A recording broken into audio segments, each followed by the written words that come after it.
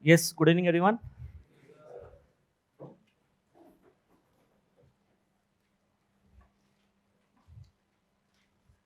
Well, my name is Basu Opin, and I shall be taking your current affairs classes for the Indian economy for the upcoming Mains 2025. Okay, and how many of you are actually expecting to clear the prelims and write the Mains this time?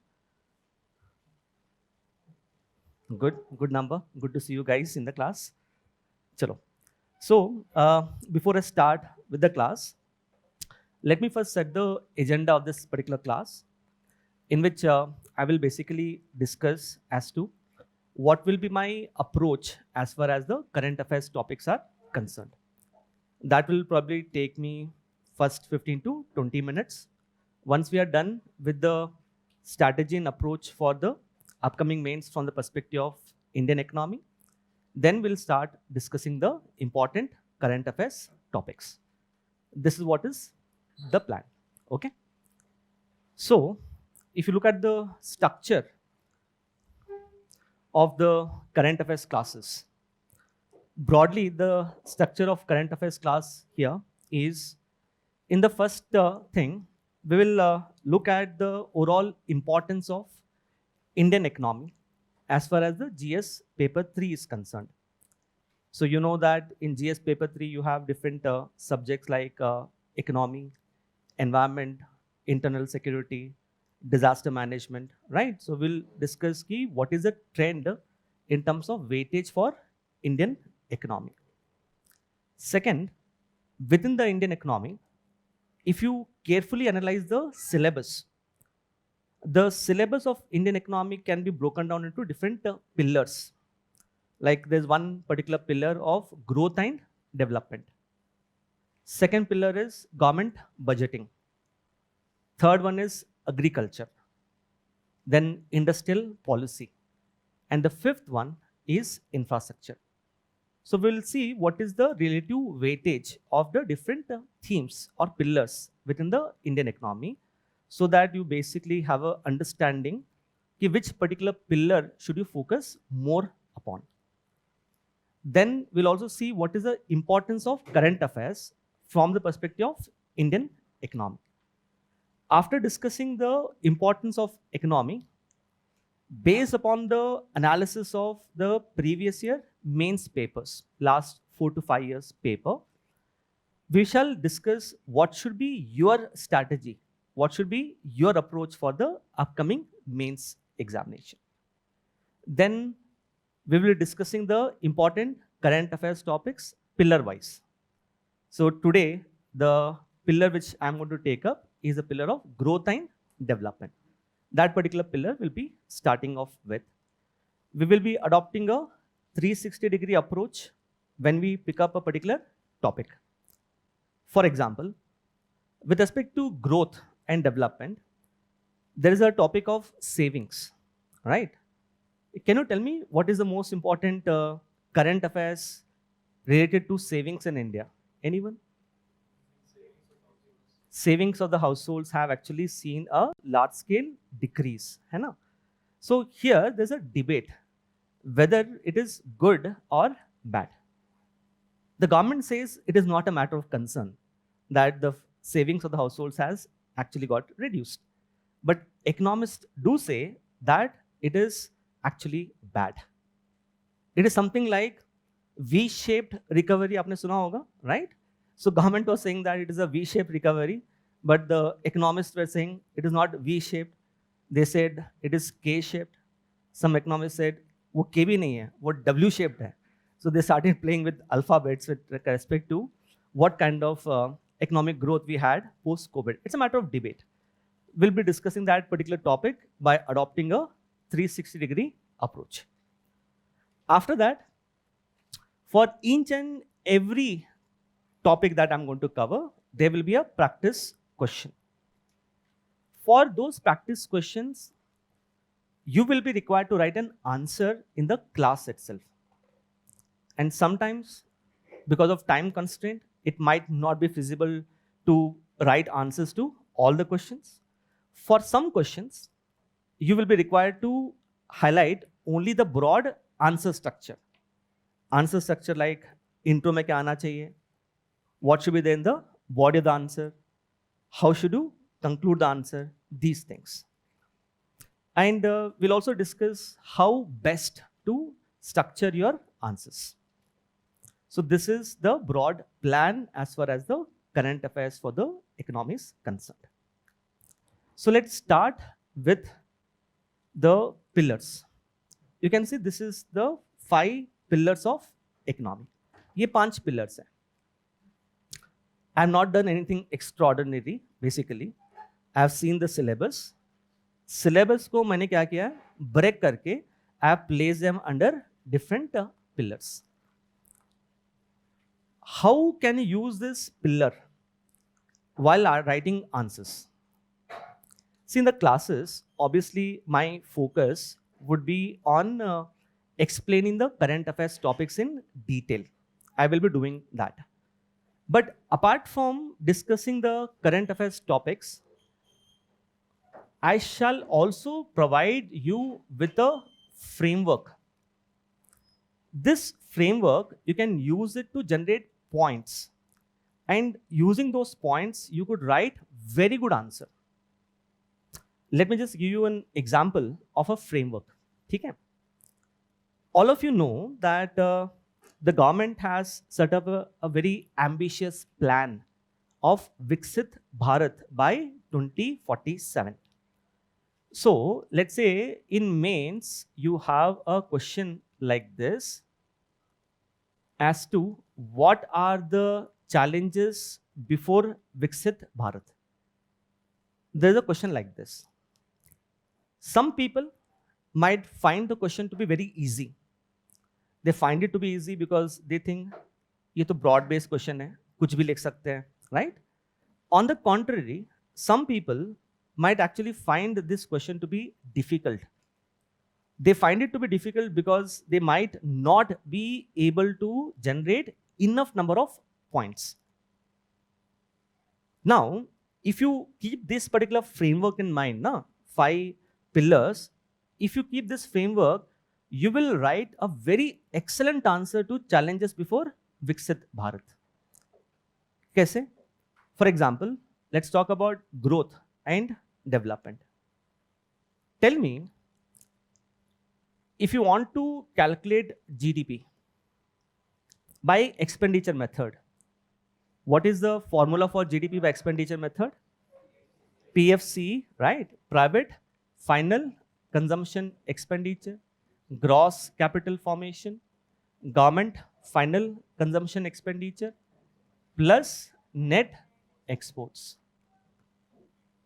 Apart from obviously these 4 important factors, another factor which determines the GDP growth is the efficiency with which we utilize the factors of production.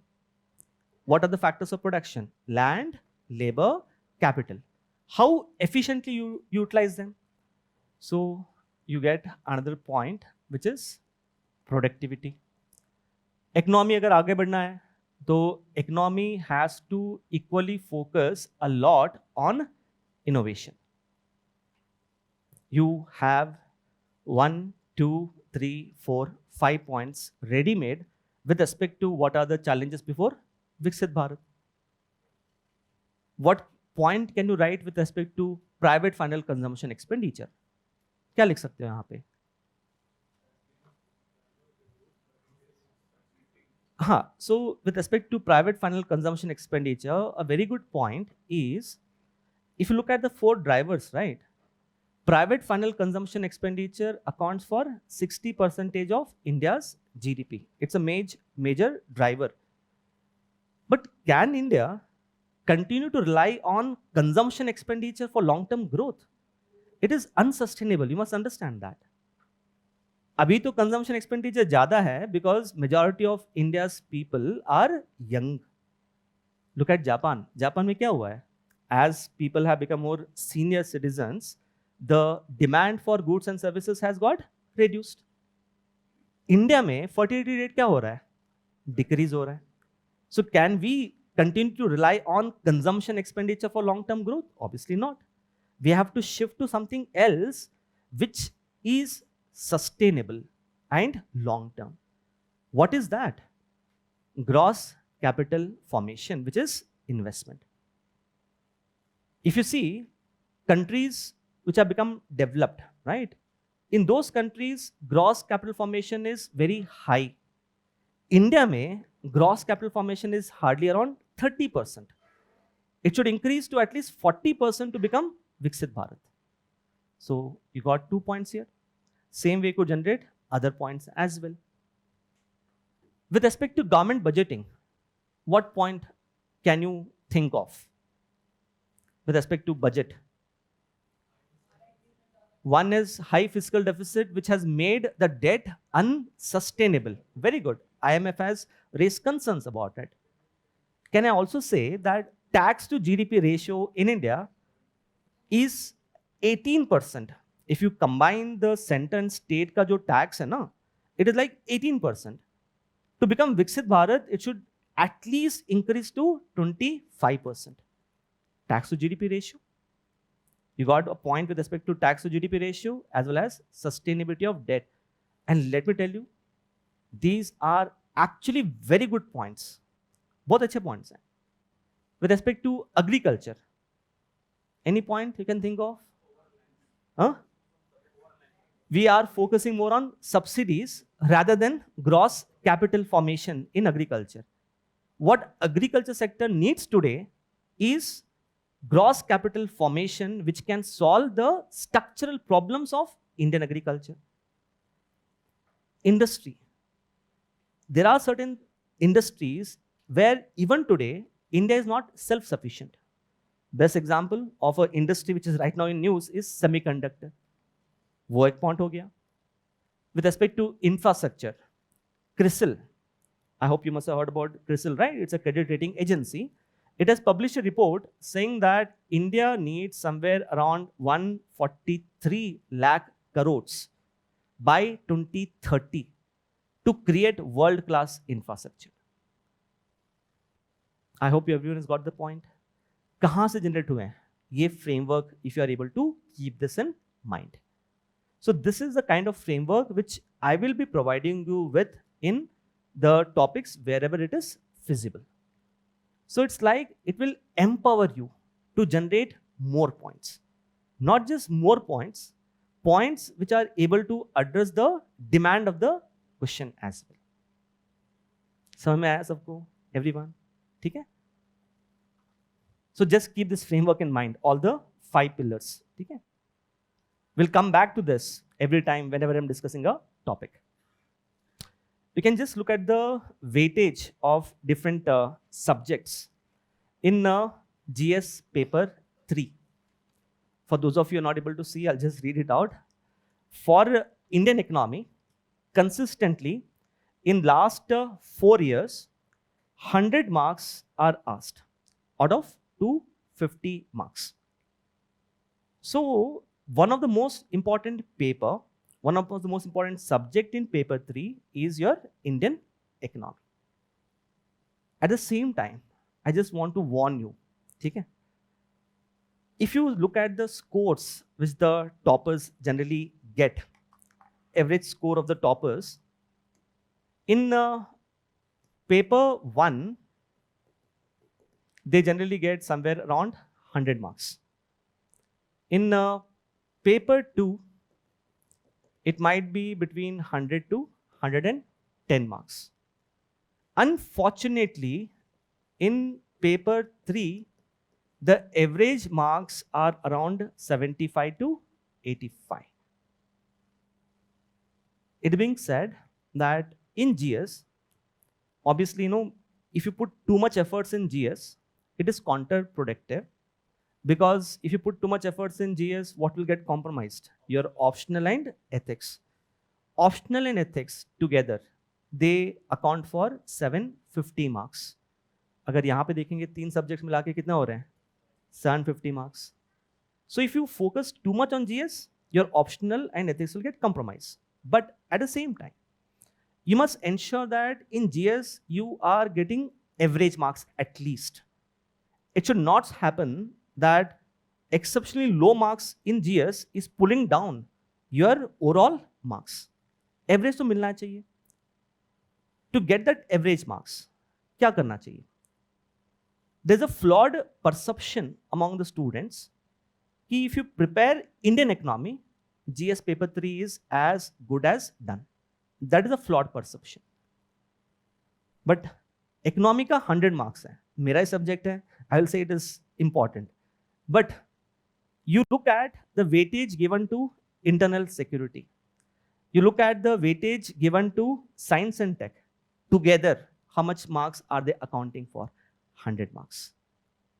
What people fail to do is people generally tend to ignore these things.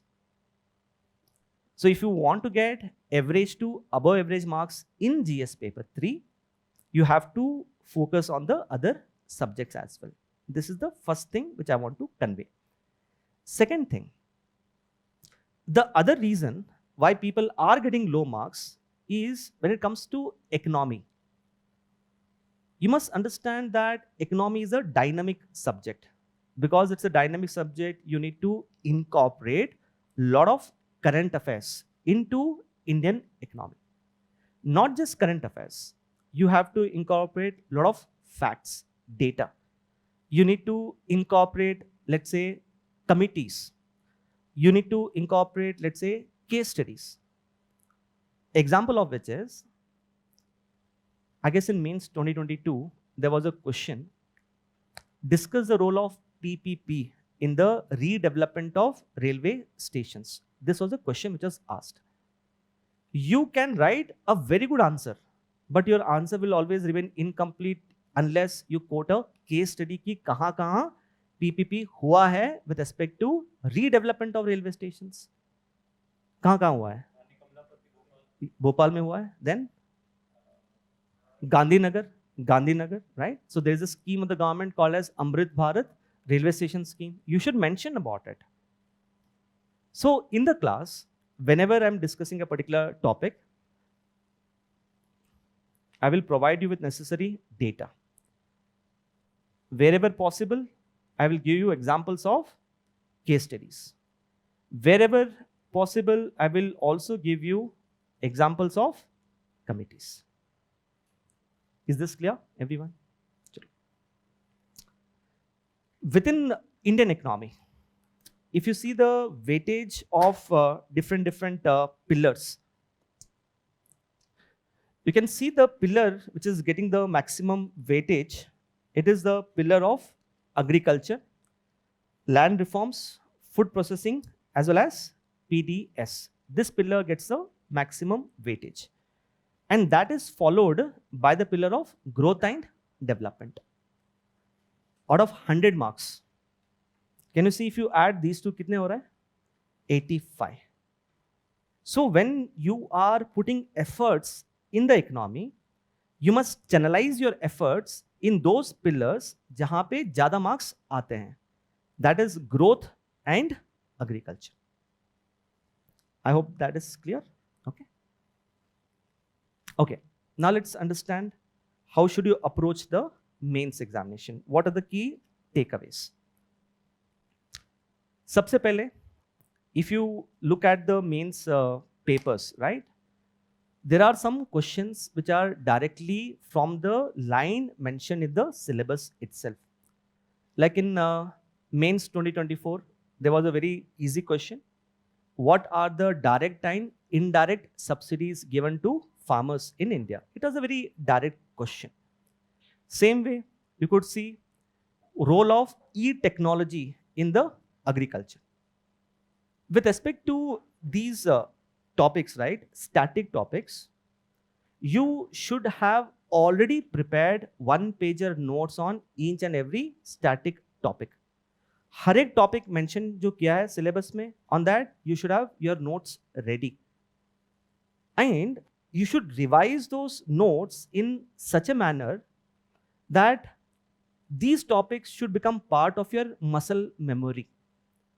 When I say muscle memory, right? If you see the question, You should not even dedicate time to think the points. What you should do, you should see the question, think of the broad structure, intro, body, conclusion, and mains is all about recalling.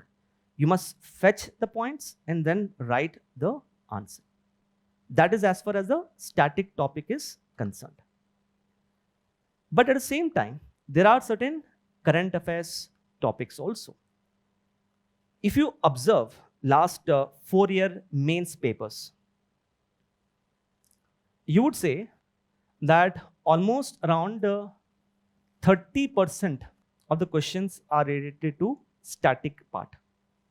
Whereas almost around 70% of the questions are related to your current affairs. There are some topics in your syllabus. Those topics, you must understand, they are just indicative in nature. Example of which is, think mobilization of resources. With respect to mobilization of resources, what are the questions expected? Current affairs based questions. Getting it? Okay. So prepare for the topics by adopting a 360-degree approach, which we'll be doing in the class. Okay. Always, in the mains, whenever you want to do value addition, keep this framework in mind. We can look at the framework, BCCDEF.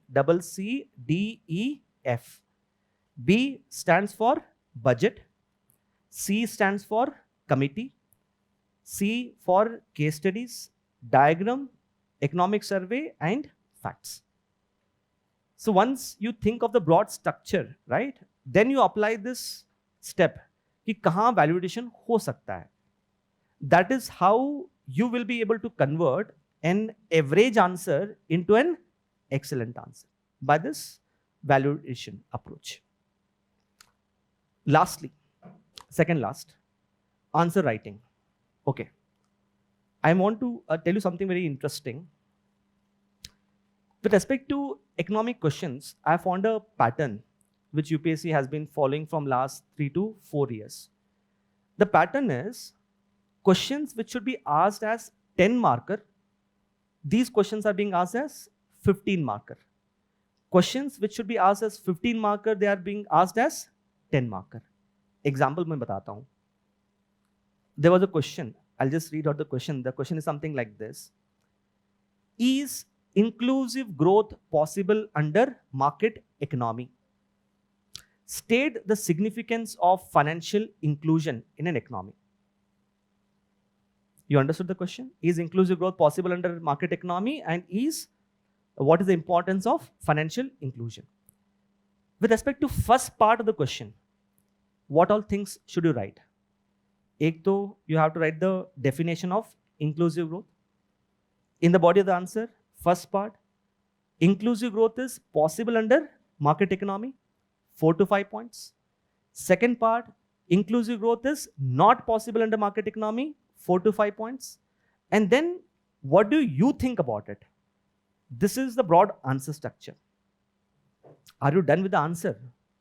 You are still not done with the answer. There's still a second part left where you have to explain the significance of financial inclusion. This question was asked for 10 marks. What's the real challenge? The real challenge here is you might have content to write, a lot of content to write. The real challenge is how do you write the content in a concise manner within 150 words. That's a real challenge. Another question. What do you mean by integrated farming system? Discuss its importance for small and marginal farmers in India. This was asked in 2022. Integrated farming system, I hope everyone knows. What is its importance for small and marginal farmers? Probably you could have 2 to 3 points. This question was asked for how many marks? 15 marks. दोनों question easy है that way. But what makes it difficult is question which should be asked as 10 marker is being asked as a 15 marker and vice versa.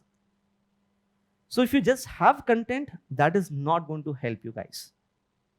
You should also have a knack of wherever possible that content has to be expanded, and wherever possible that content has to be concised. I say zooming in and zooming out. This is a knack which you should develop. वो knack कहाँ से आएगा? Answer writing practice से. Clear, everyone? Lastly, as far as what source should you refer to for the current affairs part. For the current affairs part, just the handouts, that is the mind maps which I have shared with you. You can just see the mind map. All of you just take your time. एक बार देख लेना mind maps. I have tried to make the mind maps as comprehensive as possible.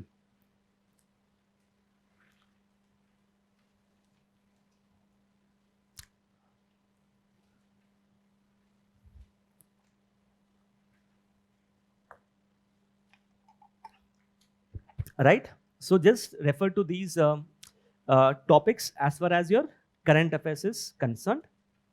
Static part, you would have to prepare for your own. Okay? So these are the previous year questions from the theme of growth and mobilization of resources. I will be uploading this PPT on the portal. You can download the PPT and go through all the previous year questions. But I want you guys to focus on the first question. What are the causes of persistent food inflation in India? Comment on the effectiveness of monetary policy in controlling such inflation. You know, last year, the rate of inflation was very high. And to control that inflation, RBI was increasing the repo rate. But the problem was the inflation was caused because of what? Food. Food inflation किस लिए होता है? Demand बढ़ने से या supply बढ़ने से? Supply कम होने से, है ना? So RBI, when it formulates monetary policy, which side of inflation is RBI targeting? Demand side. So here you are required to comment on the effectiveness. To what extent RBI can control inflation caused due to increase in the food prices. Okay. So there are other questions. Mostly you can see 1, 2, 3.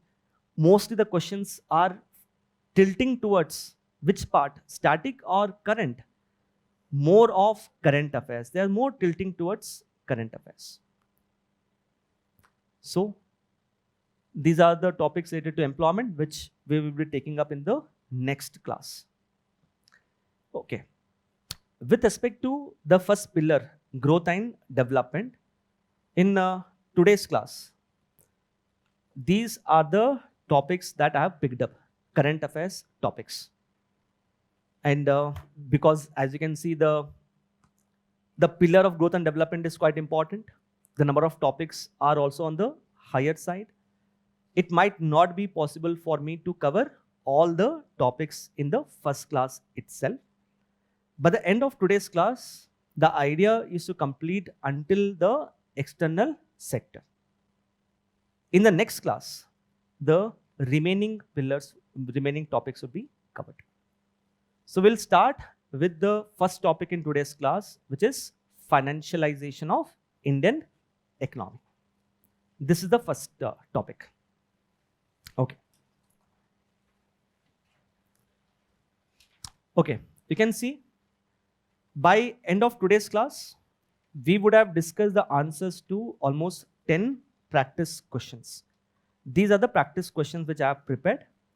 For these practice questions, there are some practice questions whose answer you'll be writing in the class. There are some practice questions for which you'll just be preparing the broad structure in terms of intro, body, and conclusion. Okay. This is the fact sheet. I told you data is quite important to add value to your answer. This is the fact sheet on growth and development. And understand, ये fact sheet is only for the first class, जो आज हम discuss कर रहे हैं. For every class, for whichever topics which I am covering, you'll get a separate fact sheet. So you can see I have covered FDI, investment, household debt, financial savings, savings rate, all these things are covered. You might be thinking, sir, data बहुत ज़्यादा हो गया, कैसे याद रखें, है ना? Don't worry, I have a peculiar way of, discussing the data in the class. While discussing a topic, I will be repeating the data so many times in the class. आप खुद मुझे बोलोगे सर बस कर दो, याद हो गया. So it is my responsibility to ensure that by the time you leave the class, सारा data आपके दिमाग में बैठ गया है. The only thing which I would want from you guys is replicate this data in your answer sheets. I hope that is clear. ठीक है, चलो. So let's start with the financialization, but let me set the context. ये topic important किस लिए है? Why is it important? सबसे पहले देखो, one good development which has taken place in India is our stock market is booming. You must have heard of that. Our stock market is booming. In the year 2024, we have seen launch of record number of IPOs. बहुत सारे company ने IPOs launch किए हैं. All of you must be knowing the launch of big IPOs, है ना? I'll give you example of some small IPOs. In Delhi, there is a particular company. This company has hardly 3 showrooms. Hardly 3 showrooms है उसके throughout Delhi. It does not has pan-India presence. This company, which is into vehicle showroom, this company has launched its IPO. Can you believe this? A छोटा सा company जिसके सिर्फ 3 showroom है, उसने launch किया है. Which means even the small companies are also jumping on to the bandwagon of IPOs, right? This is the first thing. Number of demat accounts in India has surged to almost around 19 crores. You know that during COVID, suddenly people started opening more demat accounts. वो momentum अभी carry हो गया है. Now we have large number of demat accounts. ये prelims में question भी आया था, याद है आपको? India has overtaken Hong Kong to become the 4th largest stock market. This was one of the question also in the prelims. Which means that slowly the Indian economy is moving towards the development of financial sector, which is in a way a good development. But this year's economic survey has highlighted that excessive financialization का मतलब है excessive development of financial sector can hurt the Indian economy. So based upon this development, आपके 2 practice questions हैं. And you can see in those practice questions, I have tried to capture the essence of the current affairs. एक practice question है, development of financial sector is necessary for Viksit Bharat. Argue. Also provide evidences in support of financialization of Indian economy. Excessive financialization can hurt Indian economy. What steps should we take to ensure that there's a delicate balance between the financial sector and real sector? So I'm going to cover this topic in the next, let's say around 20-25 minutes. अच्छे से सुनना. After that, we will discuss the answers to these 2 practice questions. ठीक है? Okay, let's start our discussion. So, in any economy, you'll come across 2 sectors.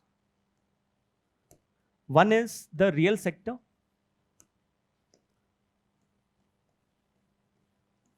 And the other one is the financial sector.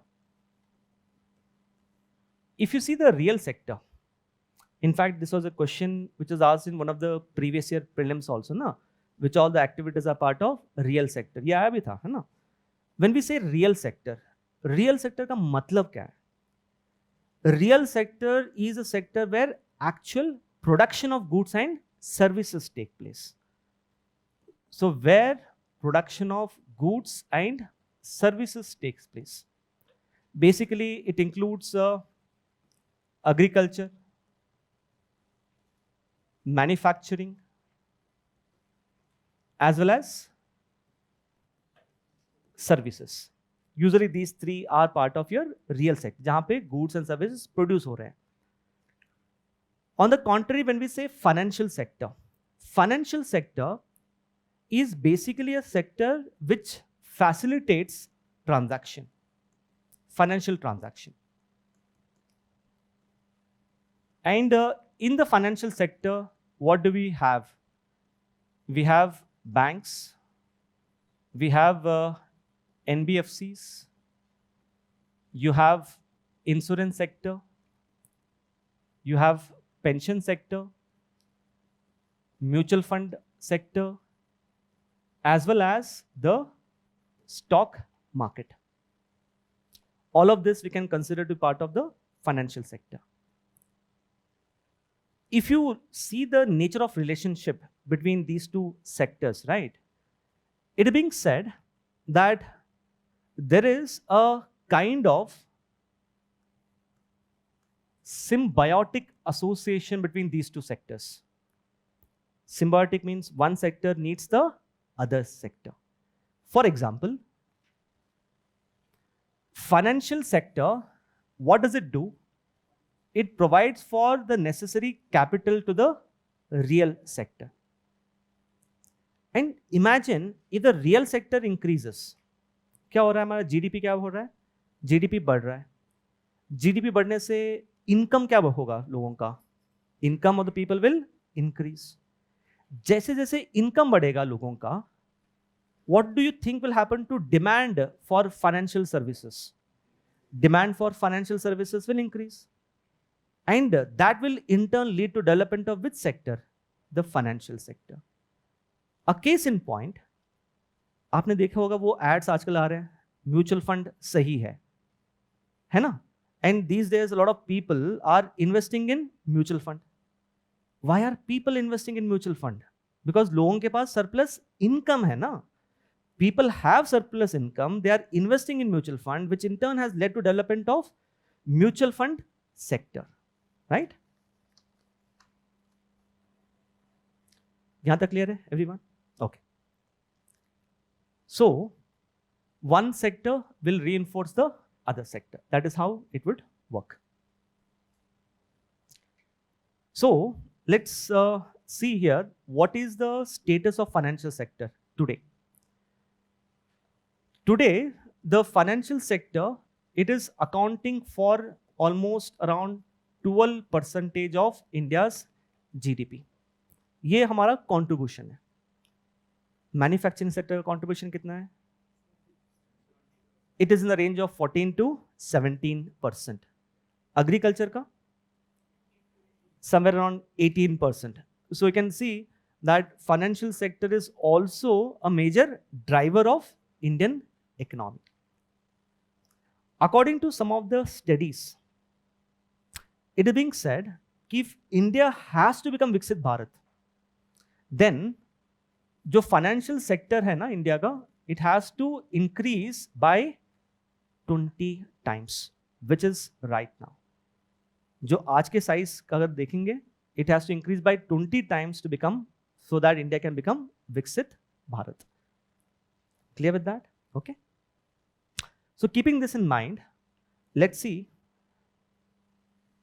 कि actual relationship कैसा है दोनों के बीच में. Okay. Here,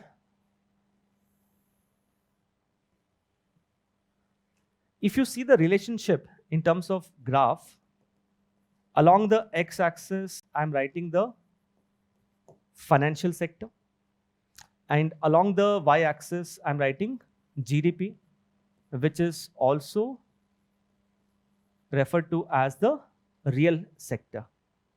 How do you think the graph will look like? If I can plot the two things, how will the graph look like? Sorry? Linear. It should look linear, na? It's like you should have a line at 45 degree. जैसे जैसे financial sector बढ़ रहा है, GDP भी ऐसे ही बढ़ना चाहिए. Ideally ऐसे होना चाहिए. But, yes, but it being said, The relationship between the financial sector and real sector is like a bell-shaped curve. When I say bell-shaped curve, what does it mean? In the initial stages, as the financial sector grows, what has happened to a GDP? GDP is also increasing. It will continue to increase until a particular point. Beyond this particular point, if the financial sector develops, क्या होगा हमारा GDP? GDP will fall. Let's understand the reason why there is a kind of bell-shaped curve between the two. For that, I'm going to give you a framework. This framework will help you generate points with respect to the first part, how financial sector leads to development of growth, GDP, and the second part. जो framework है that you can keep is like this. GDP, as you know, GDP growth होने के लिए क्या चाहिए? Private final consumption expenditure plus gross capital formation, government final consumption expenditure plus net exports plus productivity of the factors of production plus you need to have innovation plus our economy should also have macroeconomic stability. So this is a framework you have to keep in your mind. Now let's concentrate on the first part, where you are required to prove that as the financial sector develops, GDP क्या हो रहा है? GDP is also increasing. Let's look at the points here. And वो points हम कहाँ से लेंगे? यहीं से लेंगे. सबसे first point is the financial sector helps us in what? Mobilization of savings. People have surplus money. People will be able to save that money. Can you give me an example of that? How financial sector is helping in mobilization of savings in India? We have bank account, a particular scheme of the government, Jan Dhan Yojana has become very successful. We have almost 50 crore Jan Dhan accounts which has been able to mobilize the savings. Any other example? How financial sector has led to mobilization of savings? SIP. SIP is also a good point. Mutual fund. I would say savings, वो वहाँ पे नहीं आएगा, but I would say, like he pointed out, I could say mutual funds, SIP, right? So one point is obviously Jan Dhan account. Second point is people are investing in mutual funds. We'll come to that because in a way shares वगैरह I'm adding it here. Gross capital formation, because उससे क्या हो रहा है? Investment हो रहा है. Like bonds also. Okay.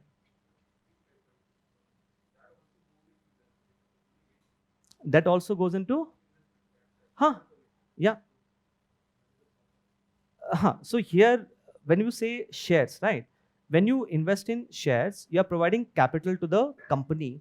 Company will then invest it, right? So I will include that in the gross capital formation.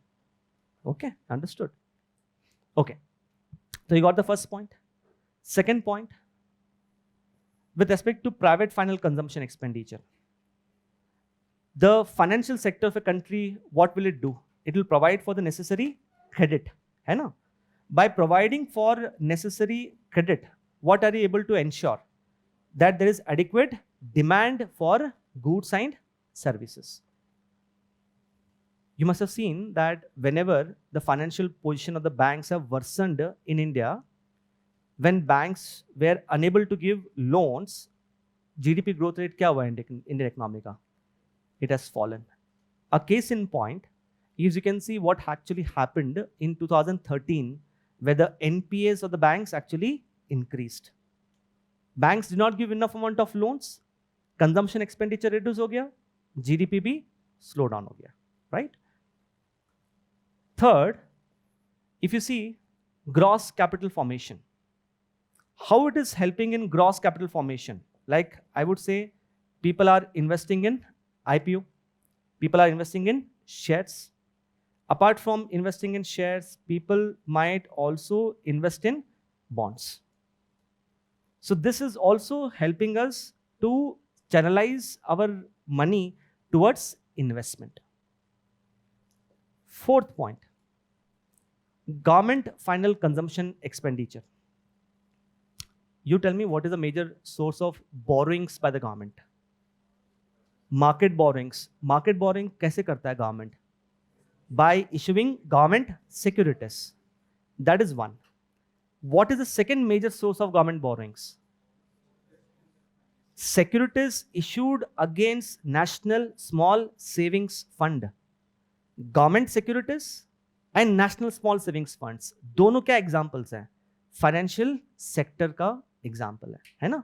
So it will enable the government to borrow money. Next point, net exports. Let's look at net export as our external sector. External sector ka, how it will help us in as far as external sector is concerned. The stock market in India has developed. Because the stock market has developed, we are able to attract huge amount of foreign investment, which is called as FPI, foreign portfolio investment. That foreign portfolio investment in a way is able to cater to our investment needs. One point is FPI.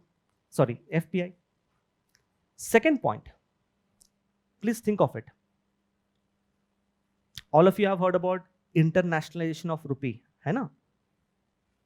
What do you mean by rupee becoming international? एक तो rupee should be as a medium of exchange. Second, it should be used as a unit of account, and rupee should become store of value. How will rupee become store of value for the foreign investors? When foreign investors are purchasing bonds and government securities in India. So through external sector, if our financial sector gets developed, we'll have more foreign investment in rupees, जिससे rupee has a potential to become a international currency. Let's focus on this.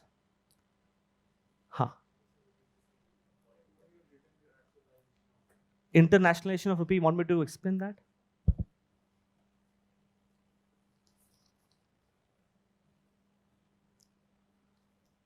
Okay.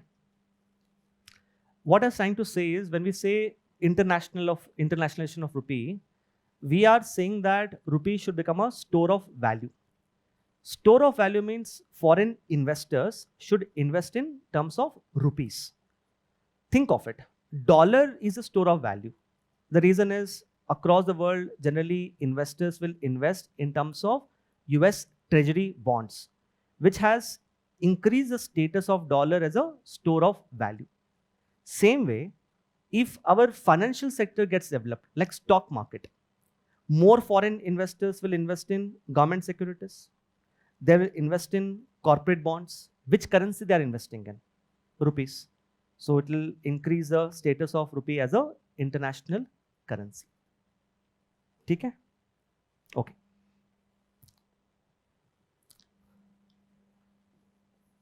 Next. Prove to me how the development of financial sector will lead to increase in productivity of capital.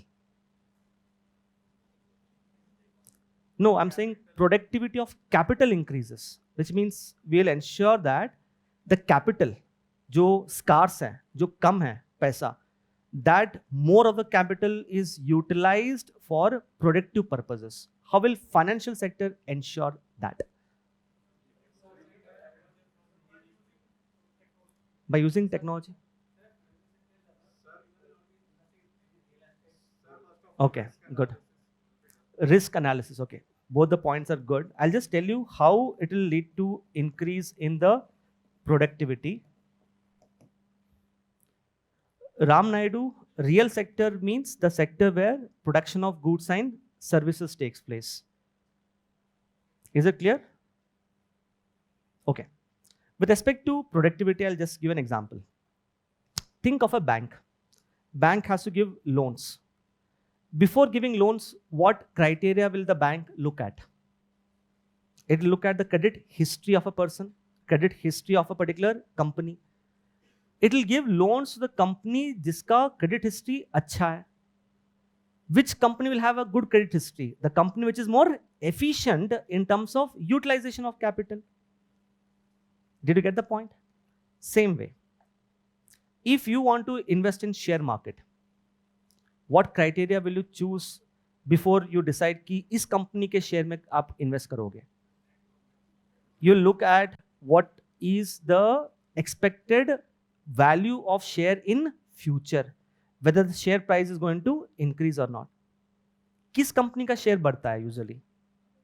The company which is more efficient, right? जो company ज़्यादा profit बना रहा है.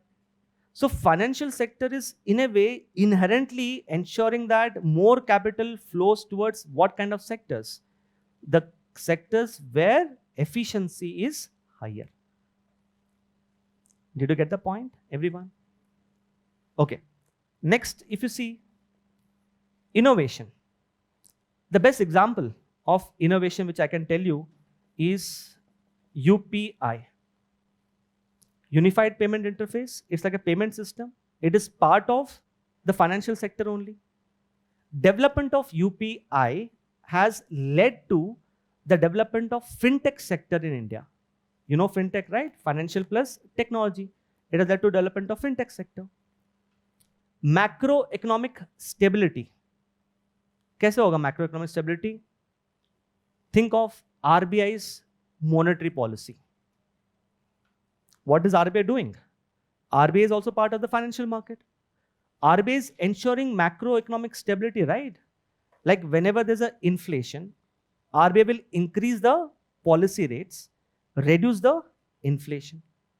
If there is a slowdown, RBI will inject money and RBI will help us to come out of the slowdown.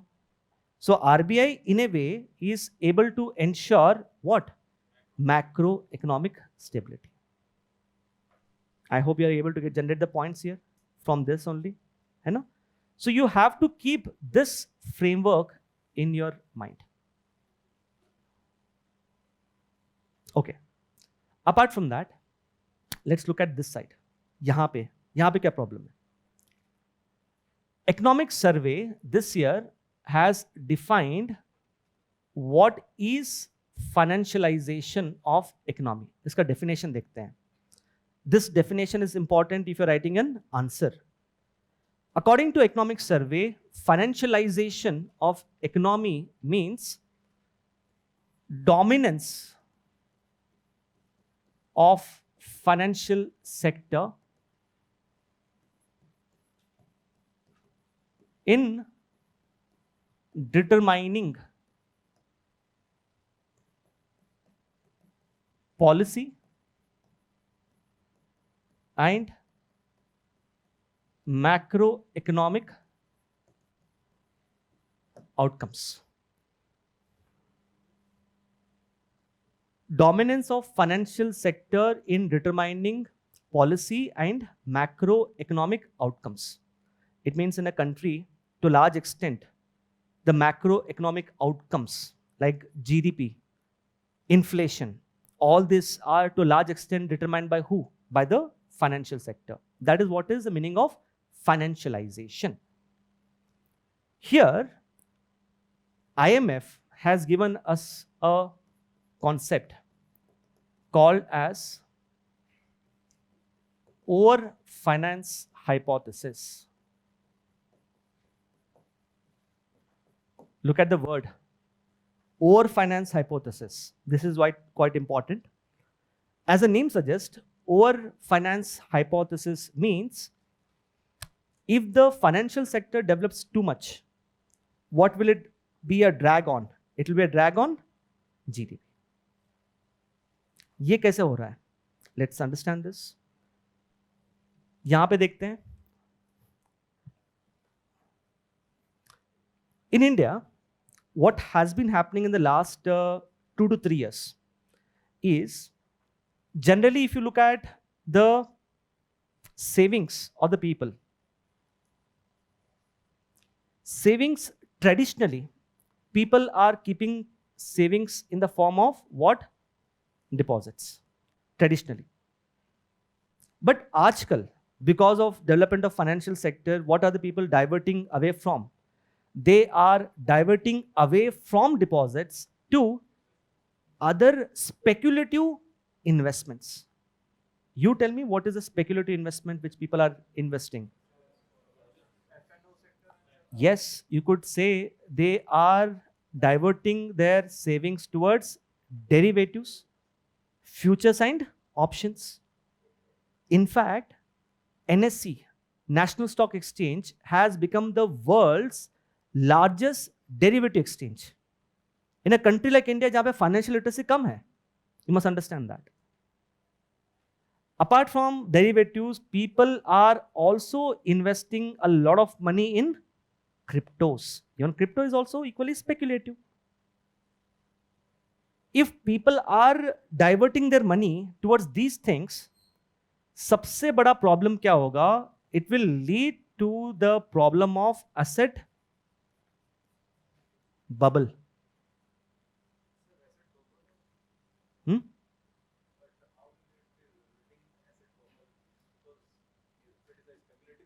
हाँ.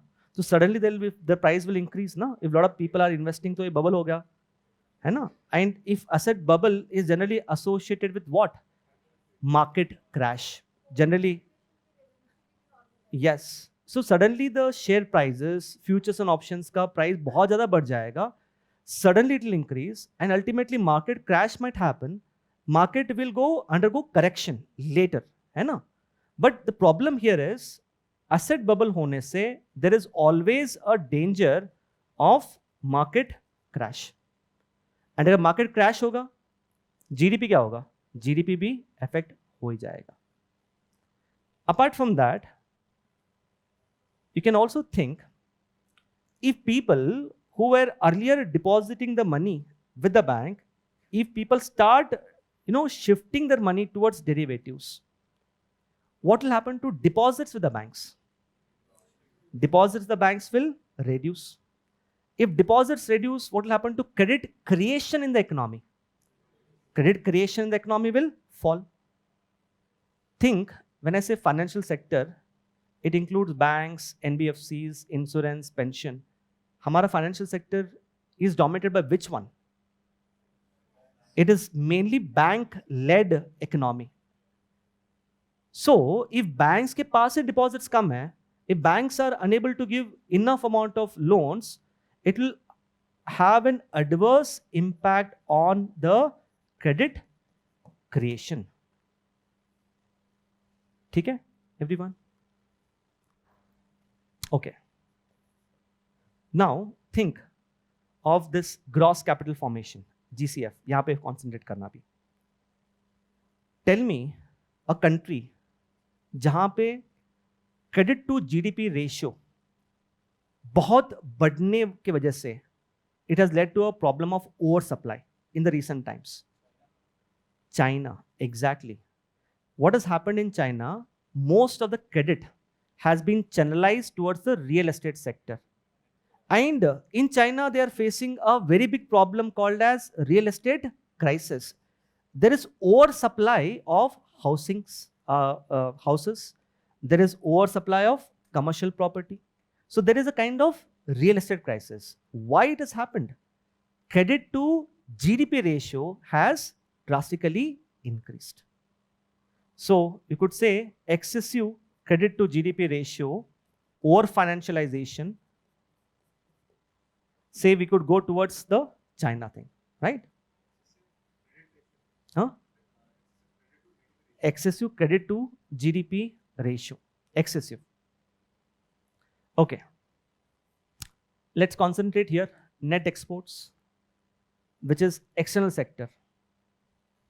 if we are depending too much on FPIs, what is the problem that we are going to face? Hot money, large scale volatility in the stock market. You must have heard about taper tantrums, right? US Fed Bank increased the policy rates. There is sudden large scale outflow of FPI, which led to number one, rupee depreciation. Number two, large scale decline in our forex reserves. So it will lead to large scale volatility in our exchange rate and make Indian economy more vulnerable to external shocks. ठीक है? Okay. Government final consumption expenditure. I'm just going to tell you here. Normally, if you look at this stage, we associate this stage with the developed economies. It means in developed economies, the financial sector is more developed, such that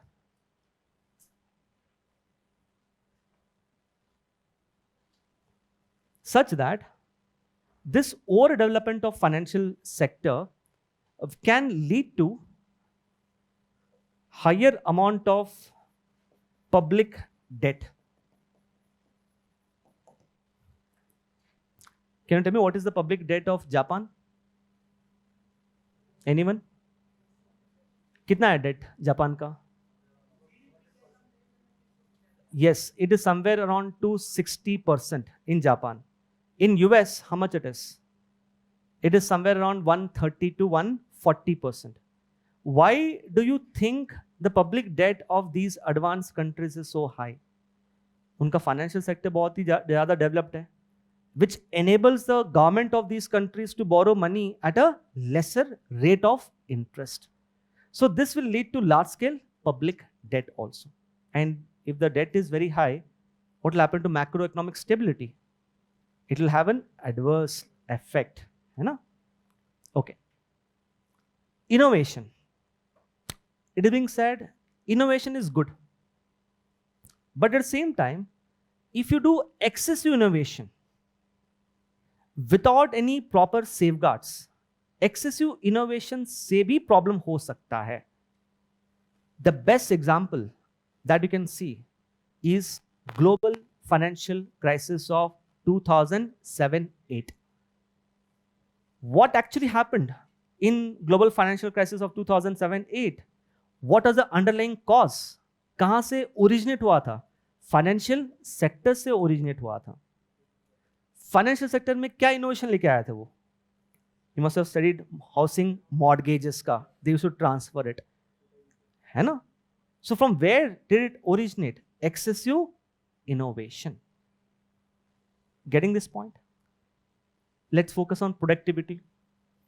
Okay, with respect to efficiency, there are contrary viewpoints. Some people say that financial sector will lead to increase in efficiency. Some people say. Some people also say that the overall efficiency of utilization of capital might reduce. How so? Let's discuss this. In India, tell me, when banks give loans, they can give loans for two purposes: consumption expenditure and investment expenditure. But imagine if banks are giving more amount of loans for consumption purposes, what gets hampered? Investment gets hampered. One example of which is, bank can give loans to you guys to purchase a mobile phone. What kind of expenditure it is? Consumption expenditure. Banks can give loans to industries for manufacturing of semiconductors. बताओ कौन सा अच्छा है? Giving loans to manufacturing of semiconductors. But problem क्या हो सकता है ना? Manufacturing of semiconductors is too risky. Banks want to play safe. तो क्या करेंगे banks? They will probably end up giving more loans for consumer loans. Efficiency of capital, because of that inherent bias is getting reduced. Similarly, banks might end up giving loans to those sectors which are able to provide for more collateral. क्या हो सकता है ऐसा collateral जहां पे हो सकता है? Think of vehicle loans, the housing loans, जहां पे collateral ज्यादा है. पर प्रॉब्लम ये है कि even though they need more collateral, the efficiency of these sectors is considered to be quite less. So what can happen is there could be misallocation of capital towards less efficient sectors because of this particular problem. समझ में आया everyone? You could also add here कि excessive development of financial sector will also lead to rising inequality. Why does it lead to rising inequality? Generally what will happen is people who invest in shares, bonds, or other financial instruments, they're already well-to-do people. And if the price of these assets increase, who is getting more benefit? The richer people. So क्या होगा? Income inequality will increase. So these are points in favor and these are the points against. दोनों point of view है आपके पास. समझ में आया? Okay. So what should India do? Where do you think India lies? इस तरफ है, इस तरफ है? Right now. It is still here. It is still here. It is still here. But at the same time, don't you think we should be cautious enough to ensure that India does not shift to the right-hand side? On one hand, we want that our financial sector should develop. Because if the financial sector develops, what will happen to our GDP? GDP will increase. But at the same time, we want that the financial sector ज़्यादा भी develop नहीं होना चाहिए. So there has to be a fine balance between financial sector and real sector. What is the way forward? क्या करना चाहिए sir? क्या strategy करना चाहिए? सोचो. What circulation?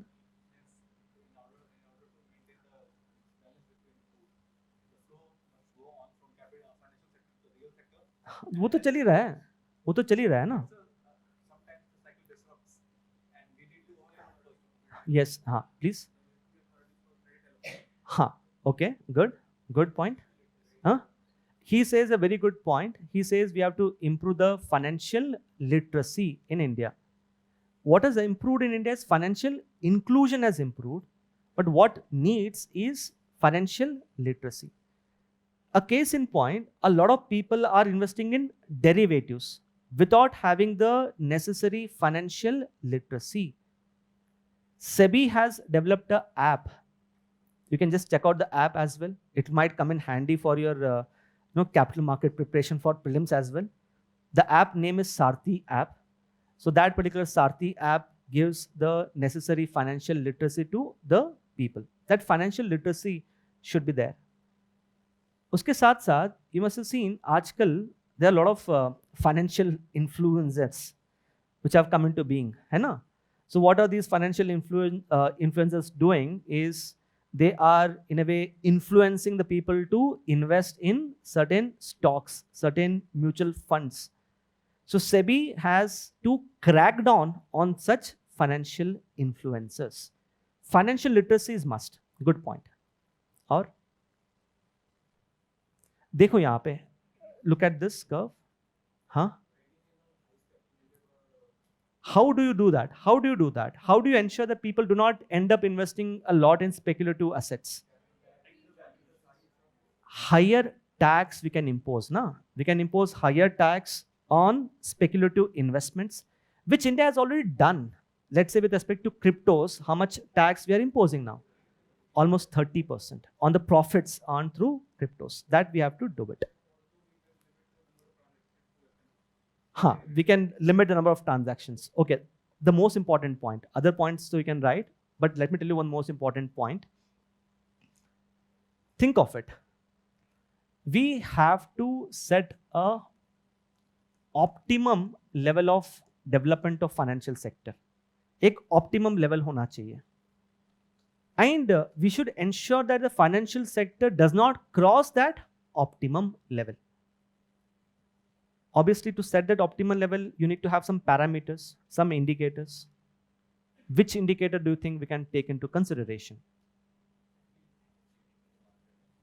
One important parameter that we can take into account is credit to GDP ratio. This is one particular parameter.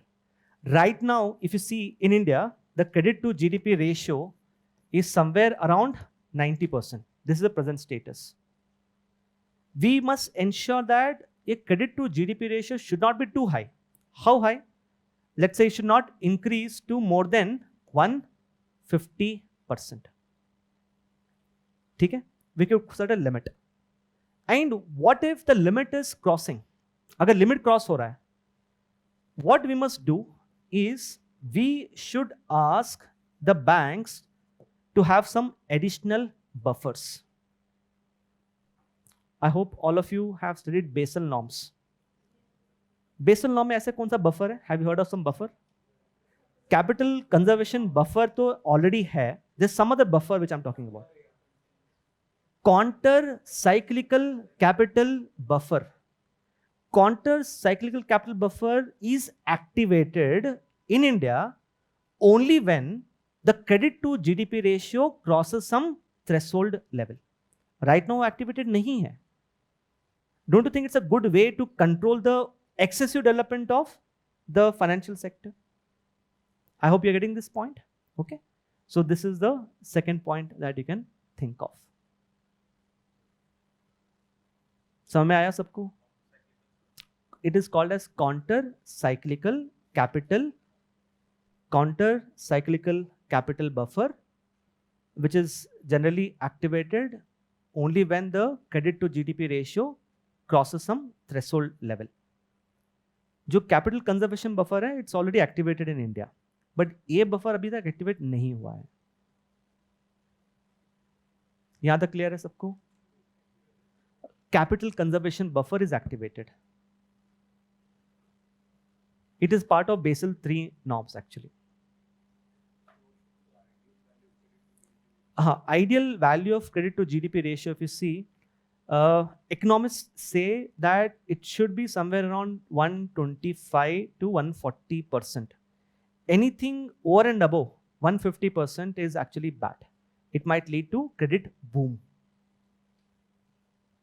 समझ में आया?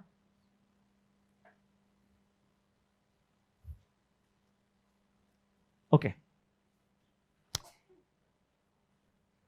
So what we'll do is we'll just have a look at the practice question now.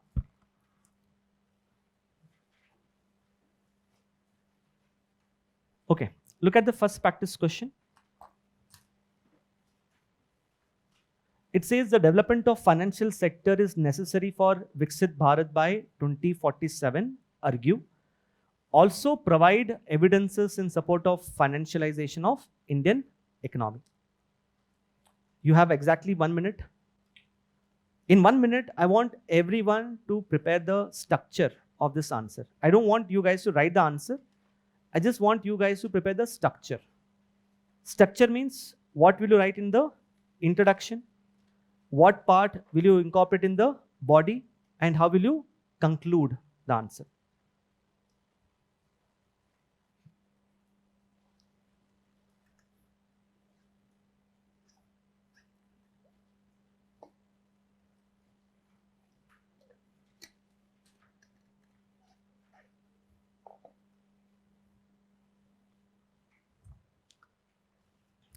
Ramya Naidu, can you tell me which topic you want me to explain?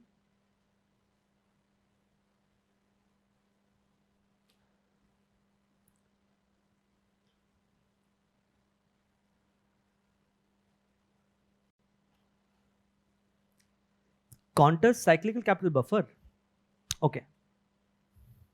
It's actually too big a topic to be explained in just 1 or 2 minutes.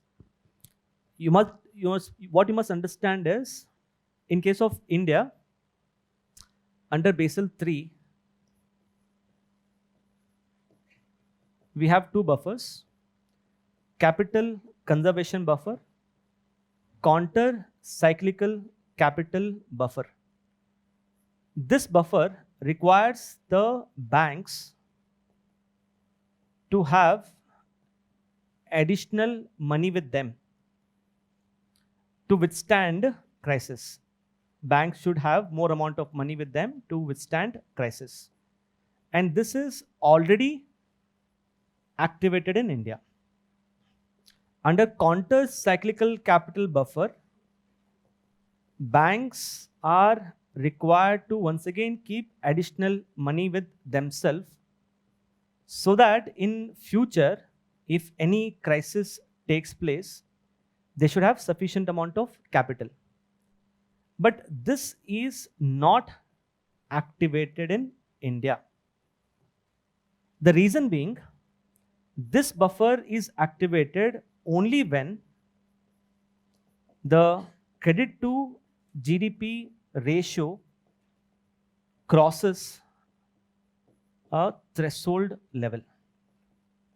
When it is excessive, credit is given, right? Only then the buffer is activated. Is it clear, Ramya?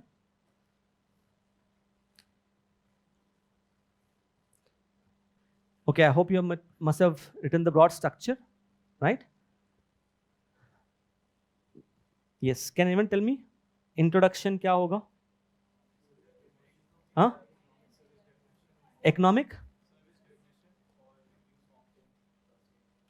Okay, someone else? Status of financial sector. I'll tell you one important thing. Okay, you can use this as a matter of rule, as a thumb rule. With respect to economy, the best way to write the introduction, the best way, you start the introduction with present status. That's the best way. Yahan pe, what will you write here? You can write the present status of financial sector. How much is this contribution to economy? 12%. How much should it increase to become Viksit Bharat? It should increase by 20 times. It's a very powerful introduction because in the body of the answer, you are required to prove how financial sector leads to development of GDP, Viksit Bharat, right? So I'll just write it here.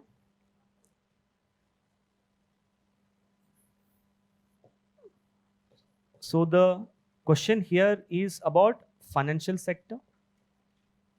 So the intro here could be with respect to present status of financial sector. When it comes to body of the answer will have two parts, two distinct parts. And I'll tell you one important thing. Whenever you're writing the body of the answer, always pick up the keywords from the question itself. Always pick up the keywords from the question. यहाँ पे keywords क्या है? Development of financial sector is necessary for Viksit Bharat. You can pick up the keyword directly. Once you pick up the keyword, you place that keyword in a box like this. Instead of just underlining that particular dimension, you place it in a box. And ये वाला box जो रहेगा ना, do not place it at the left-hand side of the page. Instead, place where? In the middle of the page. So person who is checking your paper, for him, it is predominantly shown in the middle of the page and the keyword is directly picked up from the question itself. यहाँ पे क्या dimension रहेगा? How it is developing the GDP, which we have discussed the points. Once you have written this, second part is you have to give certain evidences. क्या evidence दे सकते हो? Jandan accounts have increased to almost 50 crore. Monthly SIPs have crossed 20,000 crores. India का stock market क्या rank है उसका? 4th. Then you can also say that we have seen record number of IPOs in the last year. You can also say the number of demat accounts. कितने हैं? 19 crore demat accounts. If you look at UPI, UPI has seen a phenomenal progress. Recently, RBI has published a report. According to RBI report, UPI now accounts for 85% of the retail payments in India. 85%, which is also a good point. So these are the evidences. आपने लिख दिया, ठीक है? What will you write in the conclusion? Yes? Anyone? Conclusion? Yeah, we have to caution against the excessive financialization. And who has cautioned that? यहाँ पे लिखना है.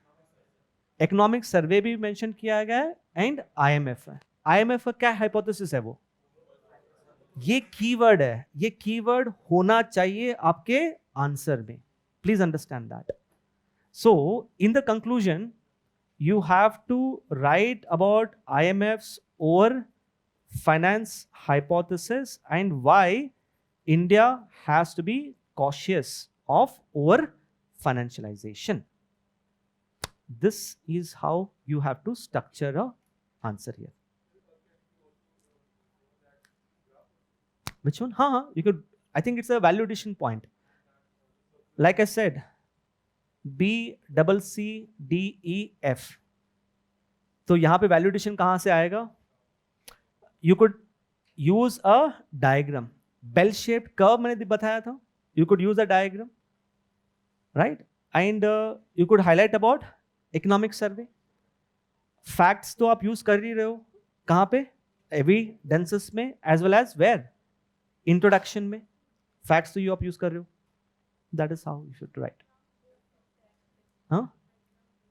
Where to put the diagram? Okay, if you think of the diagram, right, you are writing benefits of development of financial sector and you have shown evidences ki how financial sector is developing. After this, if you put the diagram, it is much better. Before the conclusion, actually. Here, if you put it, because this is right placed. What you're showing, good points.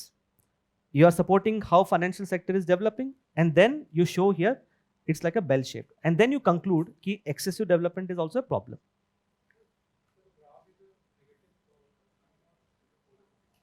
Which one? It will decline. Yeah. Yeah.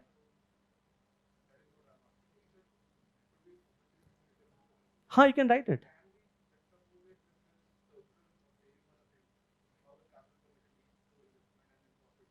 If you want to do some innovation of your own, you are welcome to do it.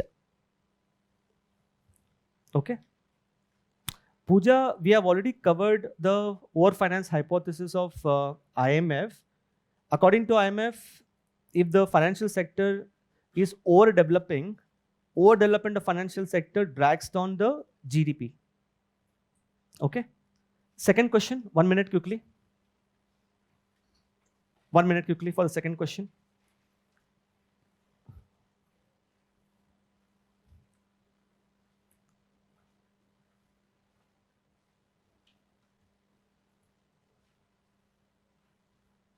Yes, Komal, you can write Viksit Bharat in the conclusion.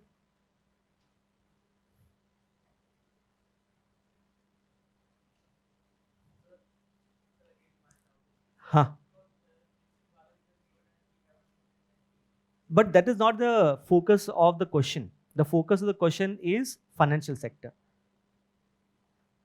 And anyway, you are writing now ki how development of financial sector is leading to increase in GDP, which is moving towards Viksit Bharat.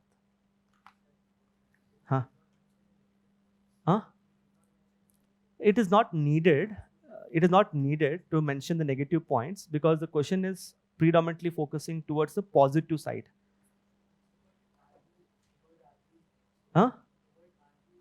So here you have to argue with respect to this statement.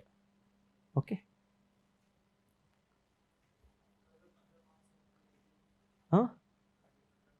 अगर आपके पास scope होता 15 marks का, then जो negatives हैं as a hub and spoke diagram आप incorporate कर सकते हो as a hub and spoke diagram, because it's a just 10 marker, you don't have so much of words to write. Okay. With respect to the second question, what's the central theme of the question? Excessive financialization. This is the central theme of the question. Here, the best way you could actually start your intro is by providing the definition of financialization. The definition of financialization as provided by whom? Economic Survey.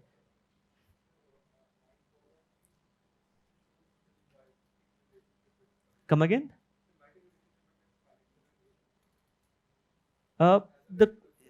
As an introduction, you can write that there is a kind of symbiotic association between the two. One sector needs the other.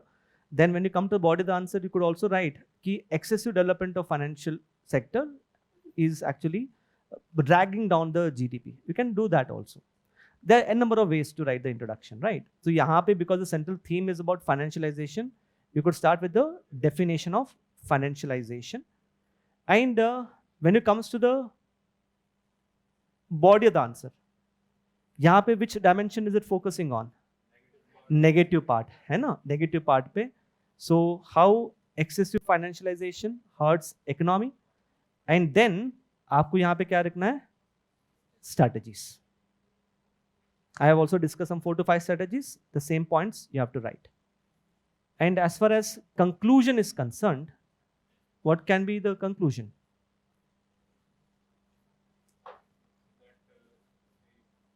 Once again, as far as conclusion is concerned, you have to bring in the recommendation put forward by Economic Survey.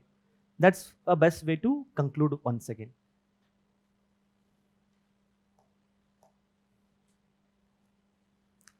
यहाँ तक clear है सबको, everyone? चलो ठीक है. हाँ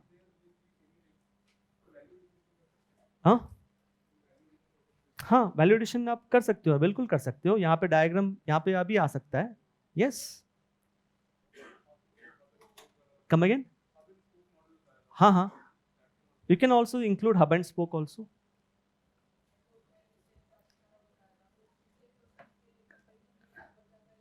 कौन सा? हाँ, दोनों जगह पे रेलेवेंट बैठेगा. डायग्राम तो आ सकता है, वहां पे भी आ सकता है, यहाँ पे भी आ सकता है. It's a valuation point, right? यहाँ पे फर्स्ट क्वेश्चन में गुड पॉइंट आपको लिखना है, तो where are you concentrating on? Left hand side. इसमें बेल शेप कर्व पे आप कहाँ पे कॉन्सेंट्रेट कर रहे हो? Right hand side. कर्व तो सेम ही है ना. या Ireland is an example quoted by Economic Survey.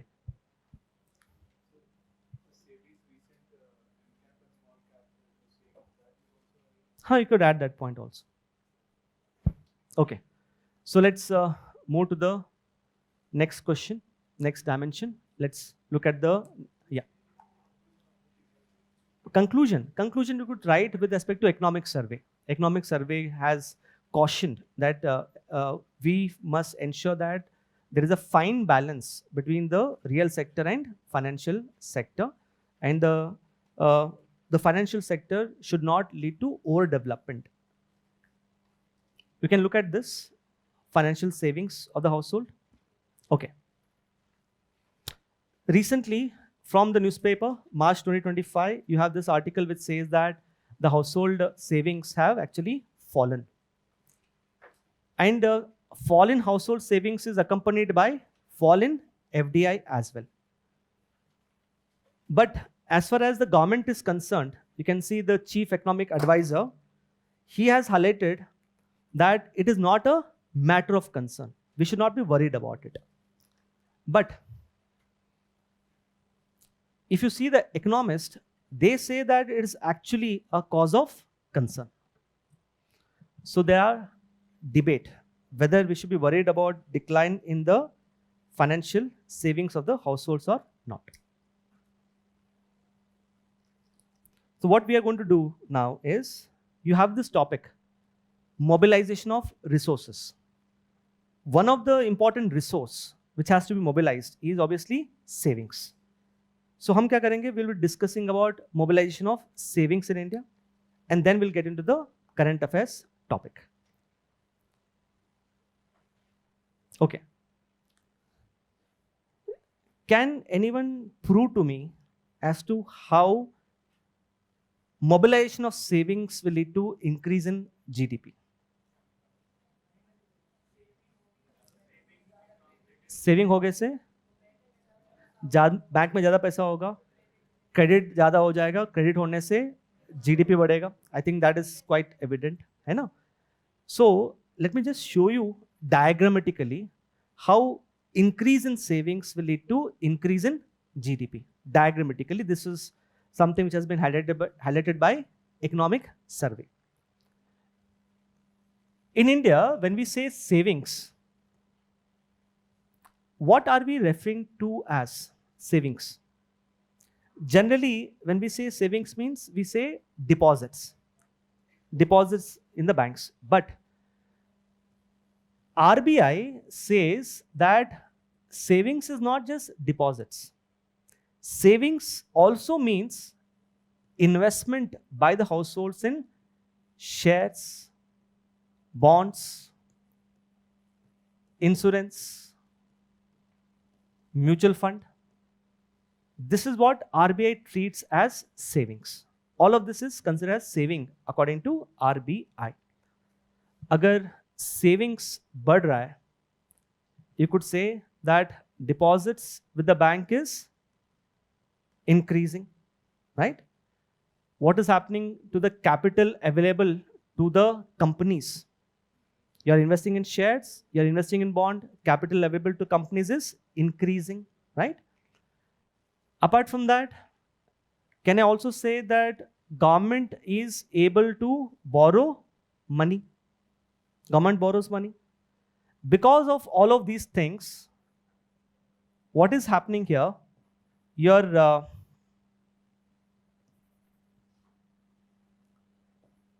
gross capital formation is increasing, investment is increasing, government final consumption expenditure is also increasing.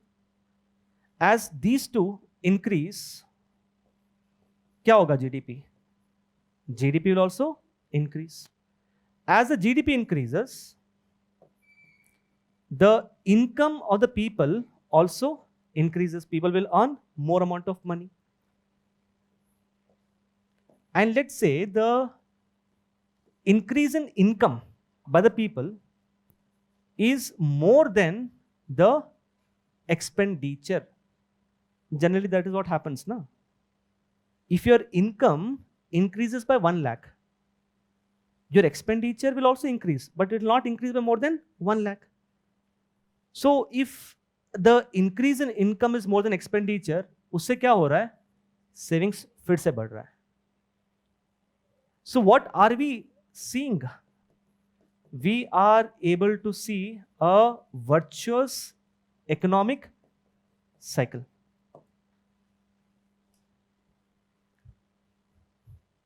Clear with this, everyone? So that is why the savings is one of the most important parameters for India to grow faster. If you see in an example of where did we target to increase the savings, all of you must have heard about the second 5-year plan. Second 5-year plan focused on what is called as Mahalanobis model, heavy industrialization. What was the first 5-year plan? Herod-Domer model. Herod-Domer model क्या था? Mobilization of savings. So we actually, in the first 5-year plan, we adopted a model called as Herod-Domer model, which is largely based upon this only. If you look at the trends in terms of savings, trend देखते हैं savings में. The overall savings, we express this as percentage of GDP. This was around 34% in the year 2011-12. From 34%, it has now dropped to 30% now. There has been a fall in the savings rate in the economy. Savings, if you see, is contributed by three important sectors. One, public sector, private sector and households. इसमें से सबसे dominant कौन सा है? Households. If our savings is right now 30%, households are now accounting for 18%. If you express this in terms of total savings, households now account for 60% of overall savings in India.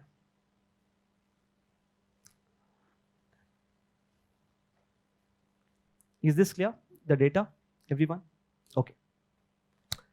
Now with respect to savings, let's understand what are the challenges to the mobilization of savings in India. If we want to mobilize savings, क्या क्या problems हैं? For that, I'll give you a framework. 30 seconds, everyone. Just brainstorm quickly and tell me, without obviously looking at the handout, कि what all factors do you think will determine the savings in the economy? Whether will you save money or not? वो किस पे depend करेगा? 30 seconds, brainstorm. Let me see how many points you'll be able to generate. लिखो लिखो, सोचो सोचो. Whether you save money or not, or how much you will save, ये किसी ऊपर depend रहेगा. Take your time.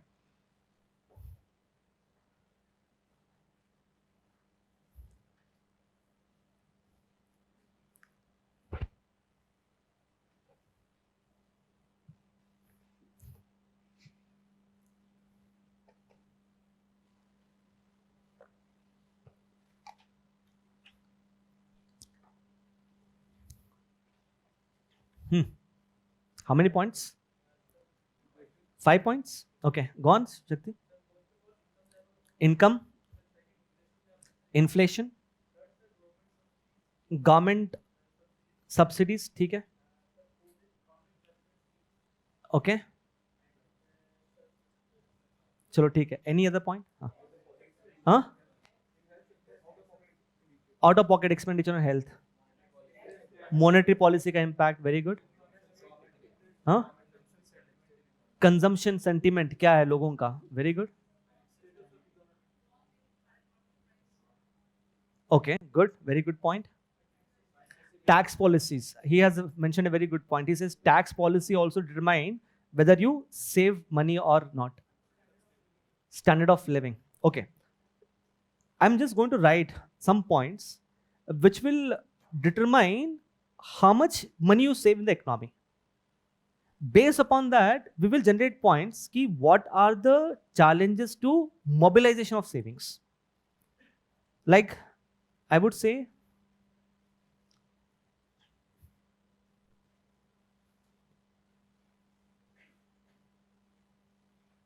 एक तो आपका इनकम है, सेकंड इज आपका expenditure, then how much is the household debt, उन्होंने कितना लोन लिया है, right? Apart from that, how much of financial inclusion is there in a particular country, right? Then what is the rate of inflation? How much is the rate of interest on the deposits? Then government policies, especially with respect to tax.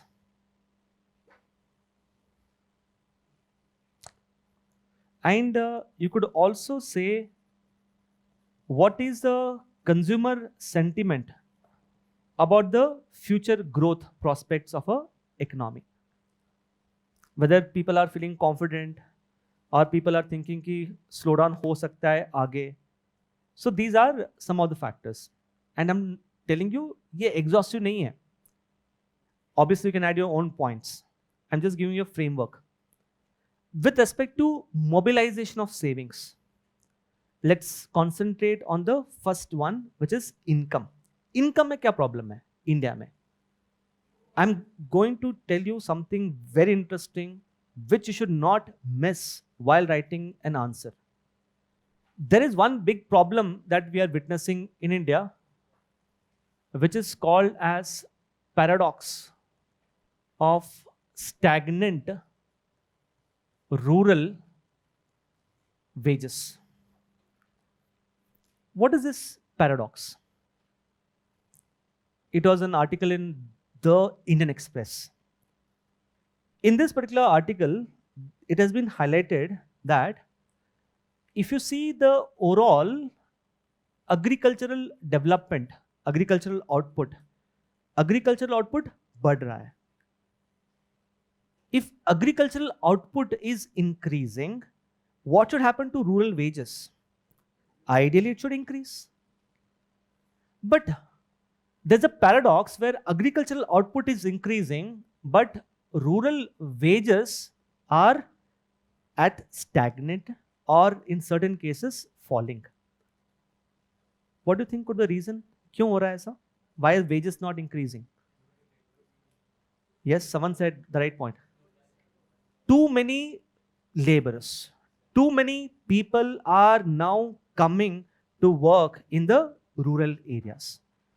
Example, COVID हुआ. People, urban migrants started migrating back to rural areas.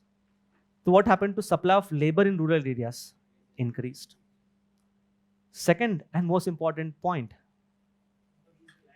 Female labour force participation rate क्या हुआ है India में 5 साल में? बताइए. Female labour force participation rate has increase from 28% to 37%. More number of women are now coming forward to work. इससे क्या हो गया?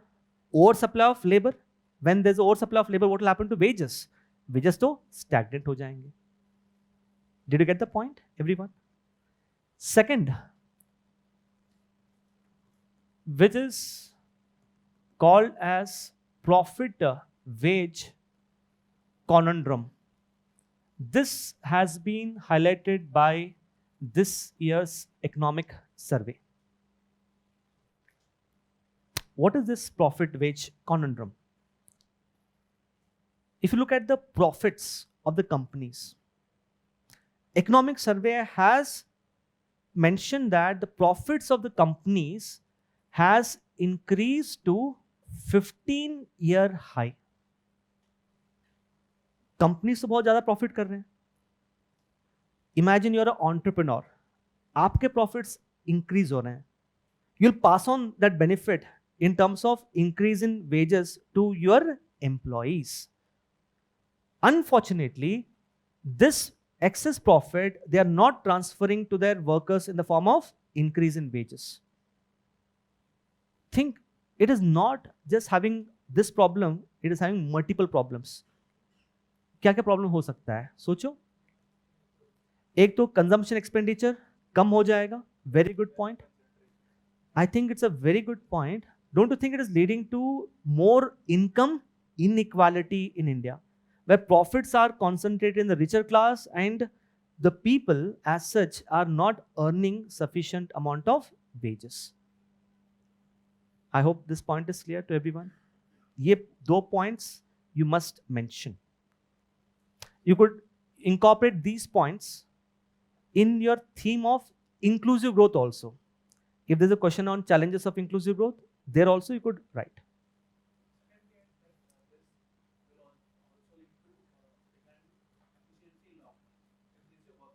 Huh?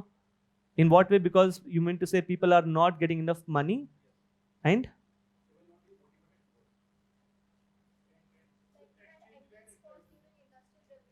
huh? Come again?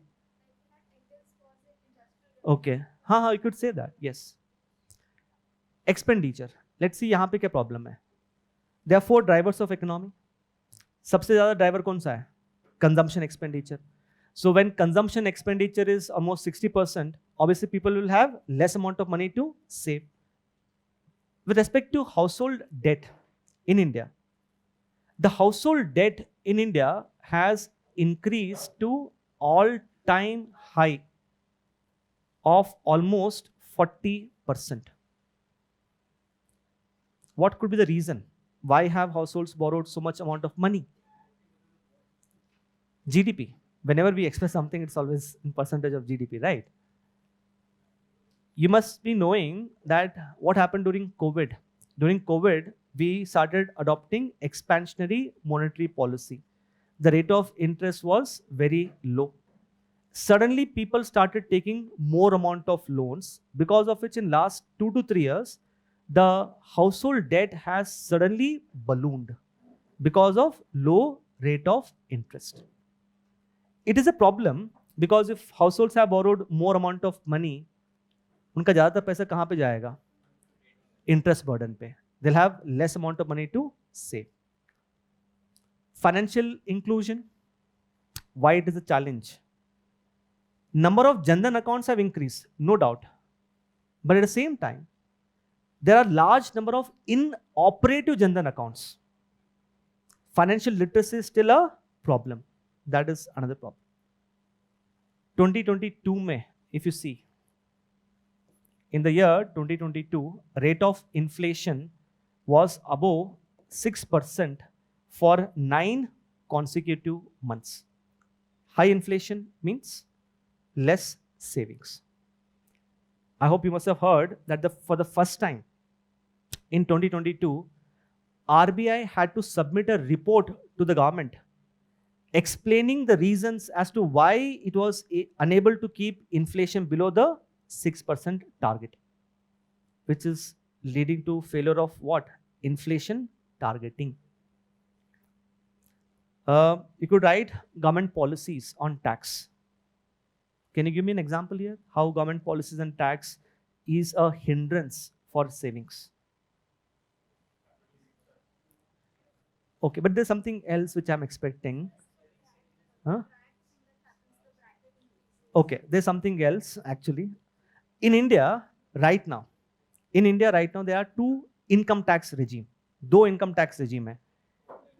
Old income tax regime and new income tax regime. What is the difference between the two? In old tax regime, you can claim tax exemptions. If you invest in, let's say, mutual funds, public provident fund, and other things, you can claim tax exemptions, yes, up to 1.5 lakhs. So earlier, what people used to do, people used to save money, not because they want to save money. People were saving money because they wanted to save what? Tax. Did you get the point? But abhi to, like, people are now shifting to new tax regime where the tax rate is less.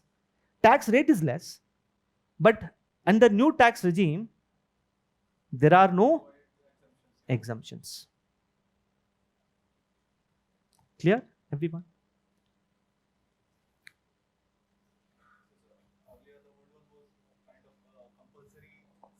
Yeah, people, like I said, people deliberately used to save because they want to take a benefit. Yeah. यहाँ तक clear है सबको? What are the challenges to mobilization of savings in India? These are some of the points that you can write. As far as the conclusion is concerned, if you look at the savings rate that we need to have in the economy, now it is like 30%.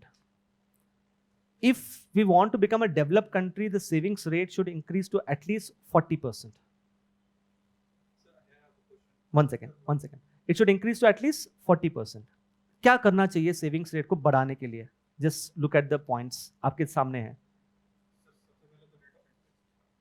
नहीं, उसके अलावा सोचो what should be done to increase the savings rate in the economy? सबसे पहले income क्या होना चाहिए? Income को बढ़ाना है ना. Disposable income should increase. Very good point. Second, what should happen is with respect to debt of the household, it should not be unsustainable. ज़्यादा loan नहीं देना चाहिए, right? That is another important point. It should not be very unsustainable.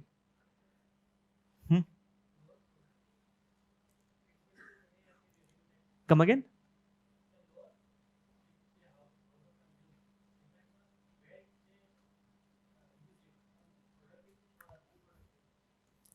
In India, because you raised this thing, in India, we are facing what is called as K-shaped stress in household debt.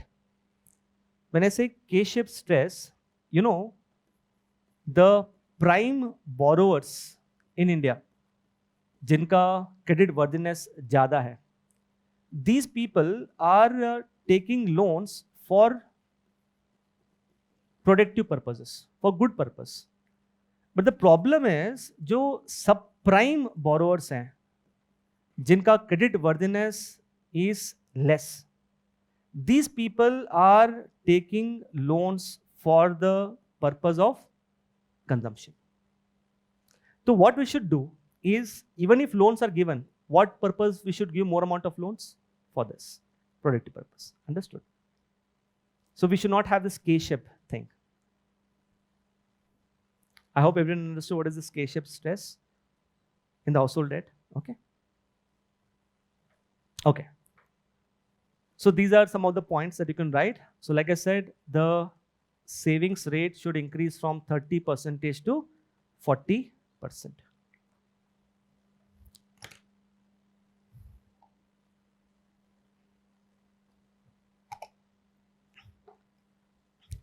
Okay. So let's move to the next part, which is the current affairs topic of decline in the net financial savings of the household. Okay.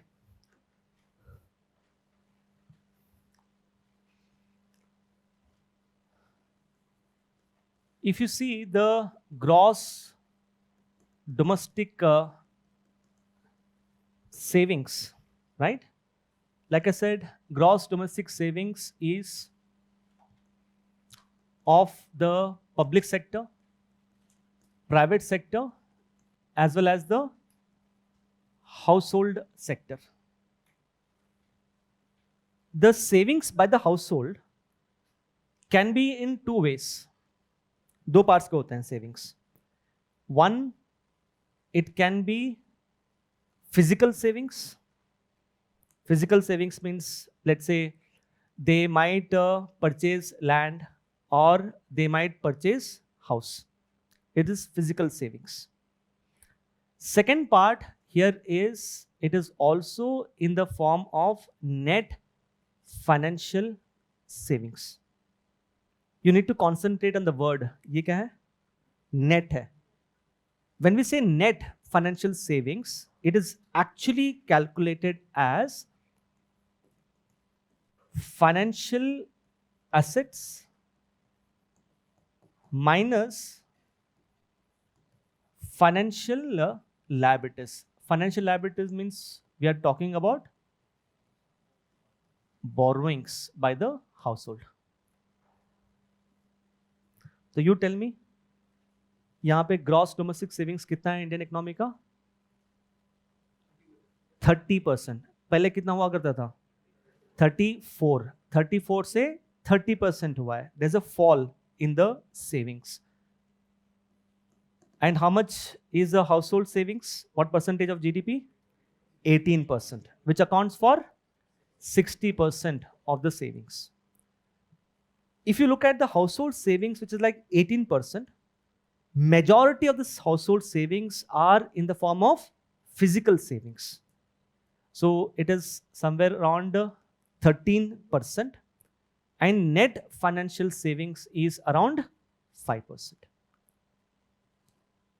The problem which has taken place in India right now, सबसे बड़ा problem, this net financial savings of the household has reduced to 47-year low, lowest in the last 47 years. समय आया सबको? That is what is the problem. Net financial savings. We're not talking about physical savings. We're talking about financial savings. Yeah. Okay. Let's see what are the reasons for the fall in the net financial savings. क्यों कम किस लिए हुआ है? Reason number 1. Let's understand this. There are some reasons. Let's understand the first reason. Households can save money in physical savings and financial savings. In last 3 to 4 years, particularly in the aftermath of COVID-19 pandemic, what people are doing is people are undertaking diversion of savings from financial savings to physical savings. Let's say people have a FD with a bank. वो FD उन्होंने तोड़ दिया and क्या लिया? घर ले लिया. So what has happened is some people are shifting from financial savings to physical savings. Why so? If you see COVID-19 pandemic, the real estate market in India had actually crashed. I would not say crash, but to a large extent there was a fall in the real estate market. A lot of people decided not to purchase house. Some people saw this as an opportunity. Because if the housing price has fallen, ये तो आपके लिए अच्छा है ना, अगर आपके पास ज़्यादा पैसा है. It's the right time to purchase house. So some people consider this as an opportunity and diverted their financial savings to physical savings, which is one thing why the net financial savings has reduced. Second, please see, net financial savings is calculated as financial assets minus financial liabilities.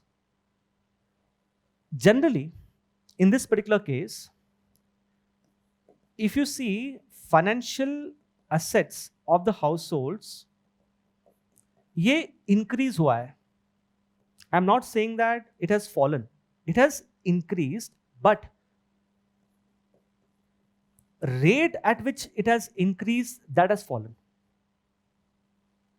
Let's say every year, the financial assets used to increase by 10%. In last 3 to 4 years, it has increased by just 5%. One of the reason I told you, क्या हुआ है income लोगों का? Income of the people has come down. I told you 2 things. Paradox of stagnant rural wages, and the second one which I said is with respect to profit wage conundrum. So the rate at which financial assets should grow, वो कम हुआ है. Third factor is during COVID, expansionary monetary policy. Rate of interest was less. People took advantage of low interest rate, and because of which the financial liabilities of the households क्या हुआ? Increase हुआ है. Did you understand the point? And I told you what is the data on household debt. कितना हुआ है? It has increased to 40% of GDP, which is at all-time high. So there are 3 reasons as to why the net financial savings have got reduced. Is it a matter of concern? Should we be worried about it? Let's see government's perspective पहले तो है ना. If you see government says no, ज़्यादा worry करने की ज़रूरत नहीं है. Why? Why do you think government is not unduly worried about fall in the net financial savings? क्या reason हो सकता है? What you could say macroeconomic stability, but government का argument यहाँ पे होना चाहिए ना. Yes. Yeah, one very good point which he says is post-COVID. Post-COVID, if you see, the kind of recovery which we had was V-shaped recovery. A sudden and a sharp rebound in the economic growth. ये कहां से आया sharp rebound? जो लोगों ने save किया था ना पैसा, वो पैसा लोगों ने खर्च किया.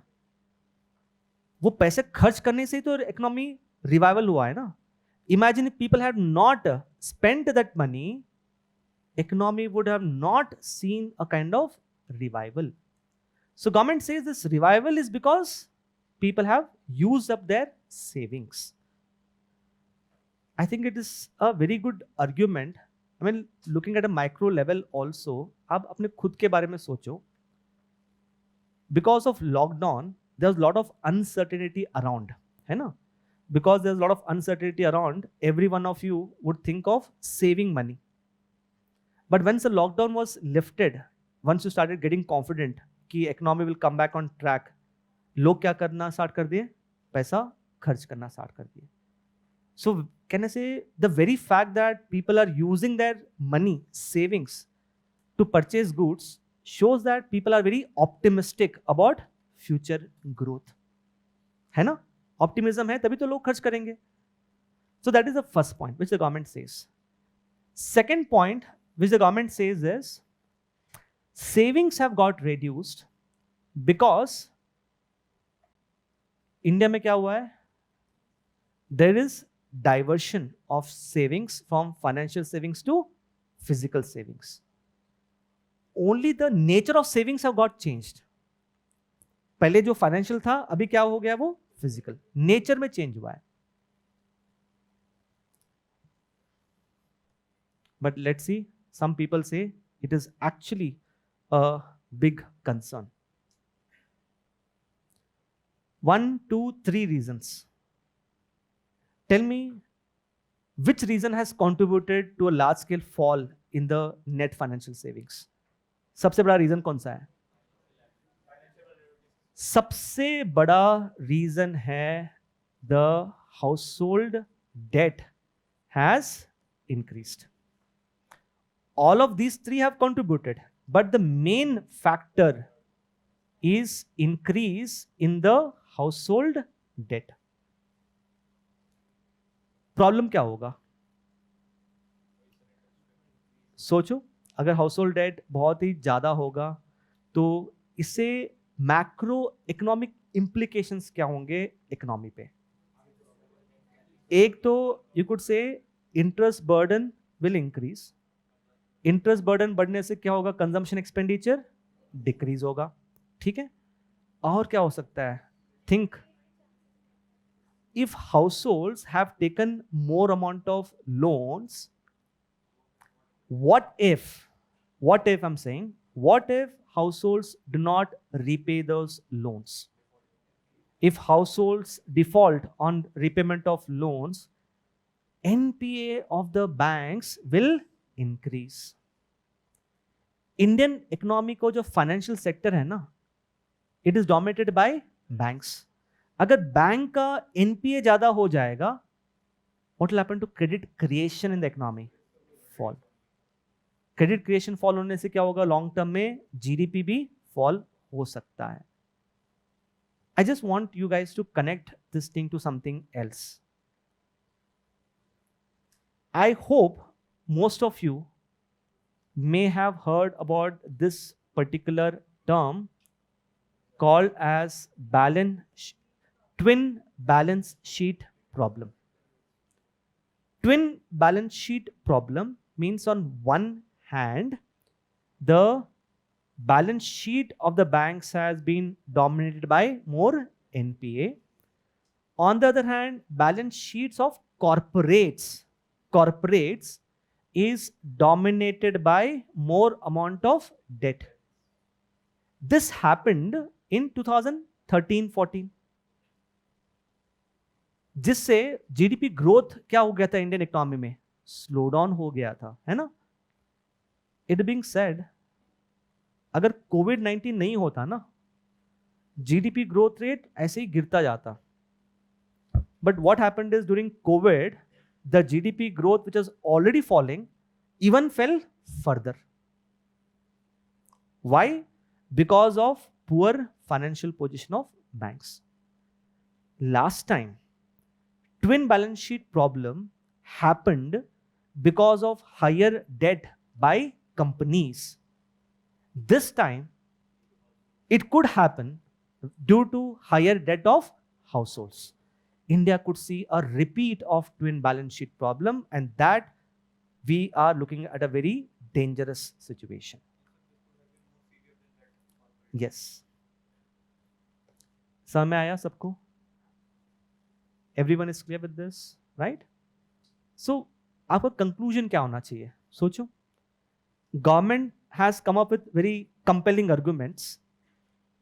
That said, also you have very compelling arguments. What do you think should be your stand? 30 seconds, think. Socho, everyone. What do you think should be your stand? Is it a matter of concern or not?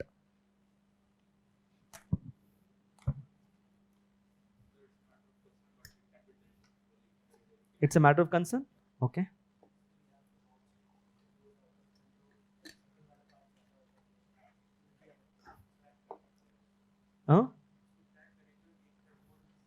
Threshold. Okay. Here, right now the consensus, I'll tell you, you may have your own opinion, but I'll tell you the broad consensus among the economists. The broad consensus among the economists is, if this decline in the net financial savings of the household is for short term, अगर ये household debt जो है वो increase हुआ है, and if this financial savings is declining, अगर ये short term होगा, ये concern नहीं है. But if this continues unabated, if financial savings continue to fall, then it is a matter of concern. So India has to be cautious. I hope you understood the overall thing, right? वो आपका broad approach होना चाहिए. So let me show you the questions now. एक बार just have a look at your handout, everyone.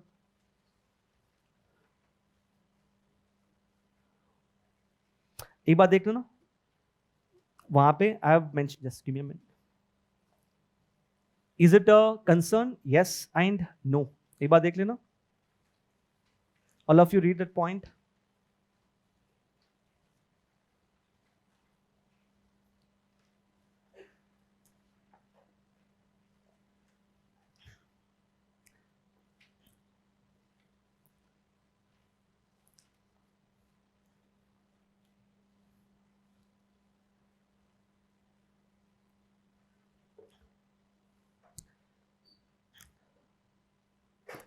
Okay.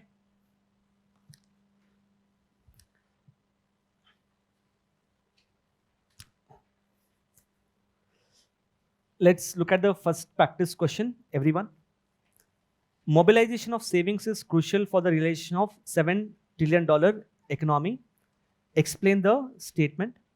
Discuss various challenges in mobilization of savings in India. 10 marks. You have 7 minutes. Please start writing the answer. I don't want the structure, I want the actual answer. 7 minutes.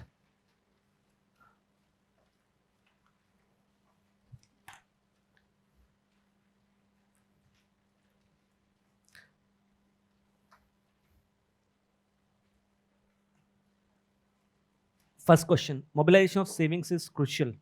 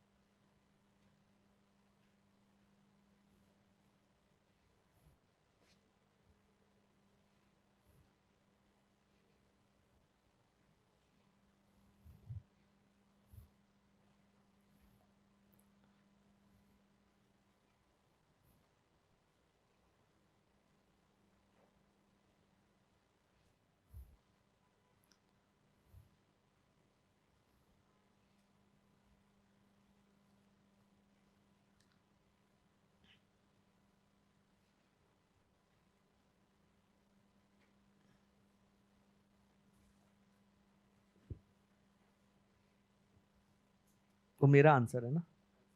हाँ, वो मेरा answer है, आप मेरा answer नहीं दे सकते हो, है ना?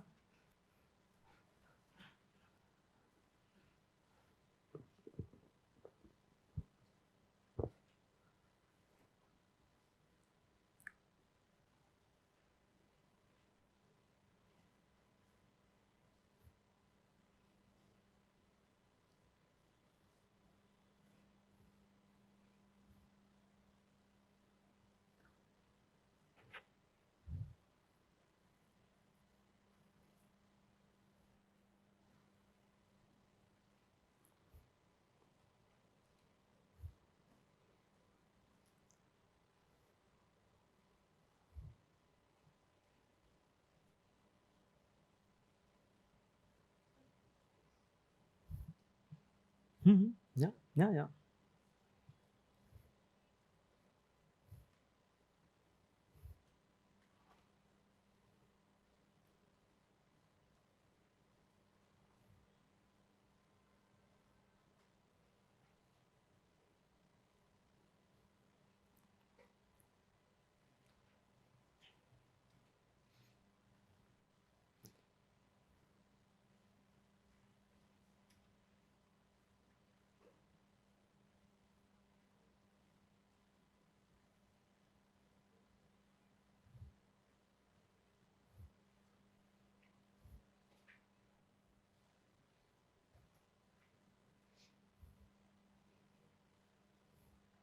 2 मिनट, 3 मिनट खत्म हो गए, and I can see some people are still searching for introduction.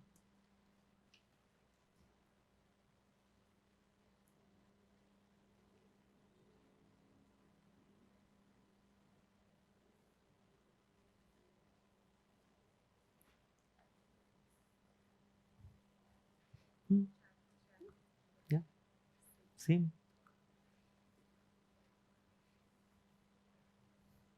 It's actually easy. We tend to complicate things, है ना? Yeah.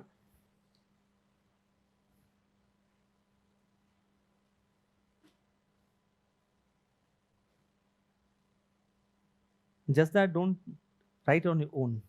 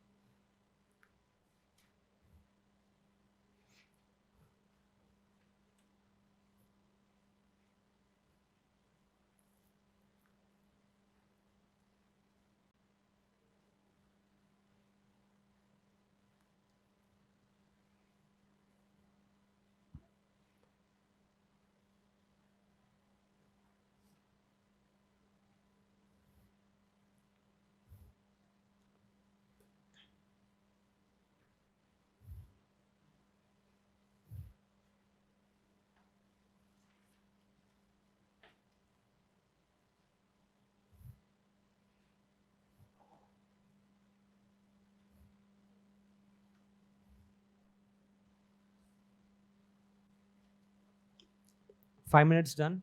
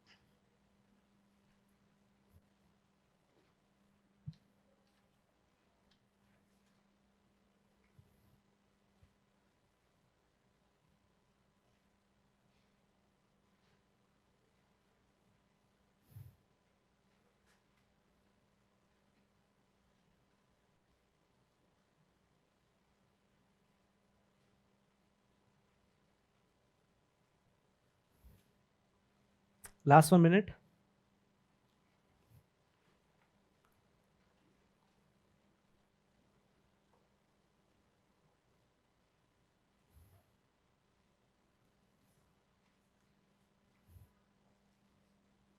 Can I see your answer?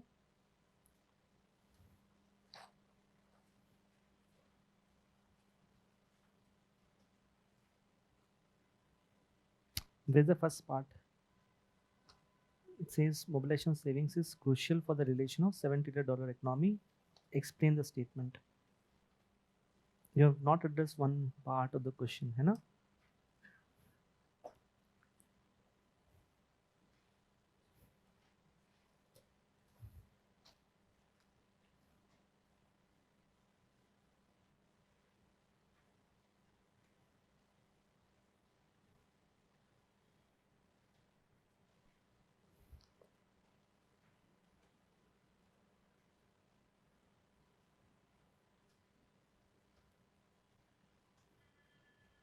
Okay.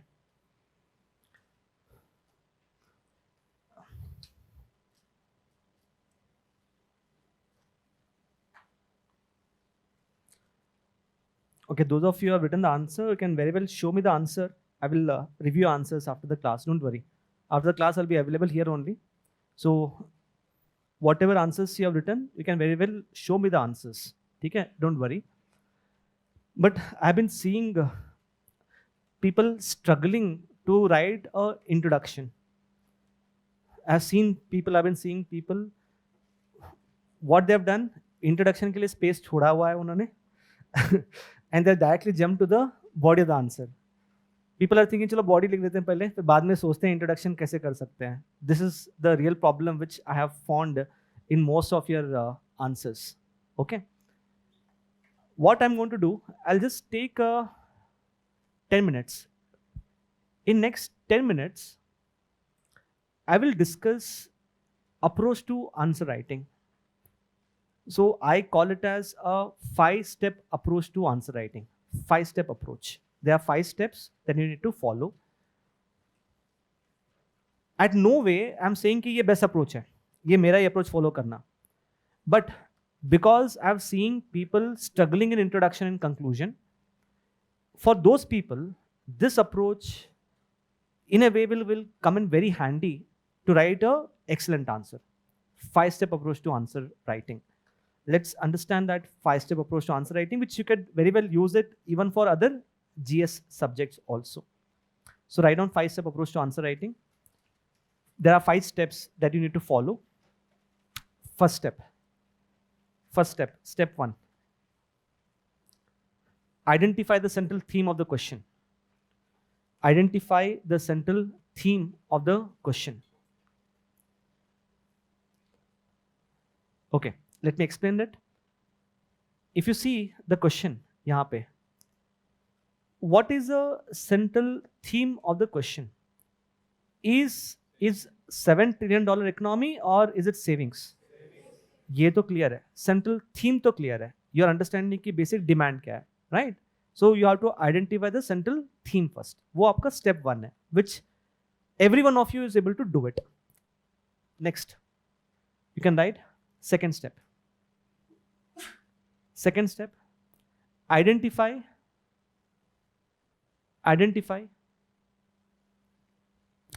different dimensions of the question. Identify different dimensions of the question.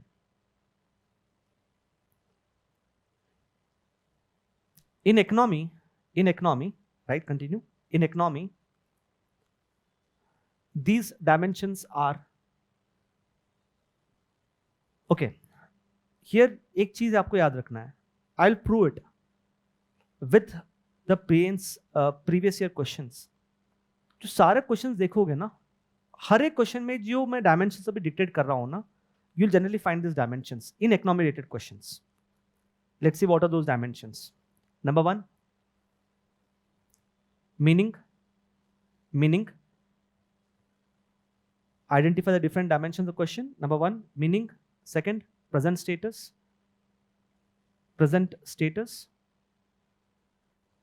Third, benefits.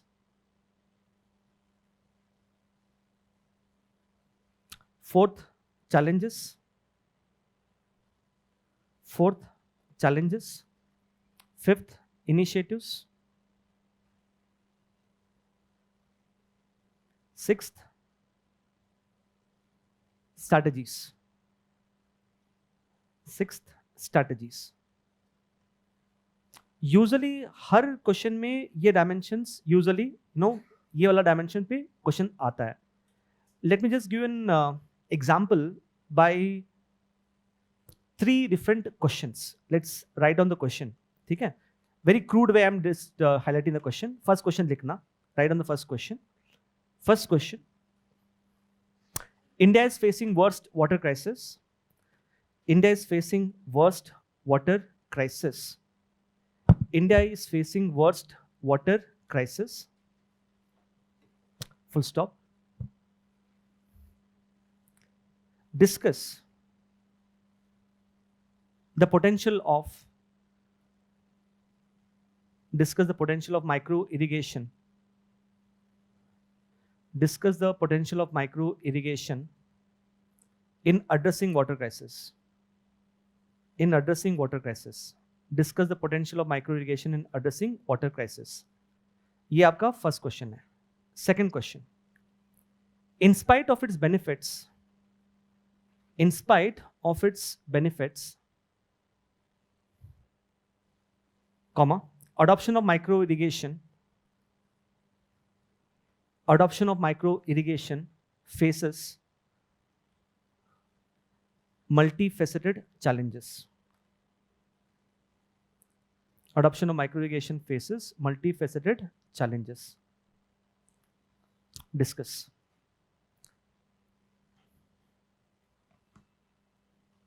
Third,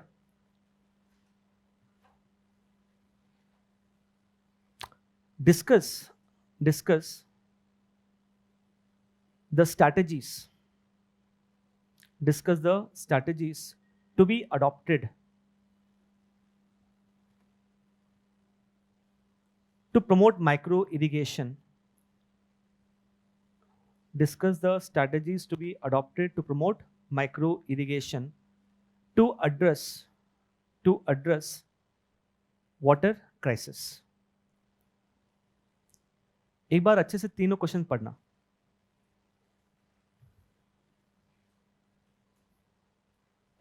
What is the central theme in each of the 3 questions? No, I'm just asking central theme क्या है? Is it water crisis or micro irrigation?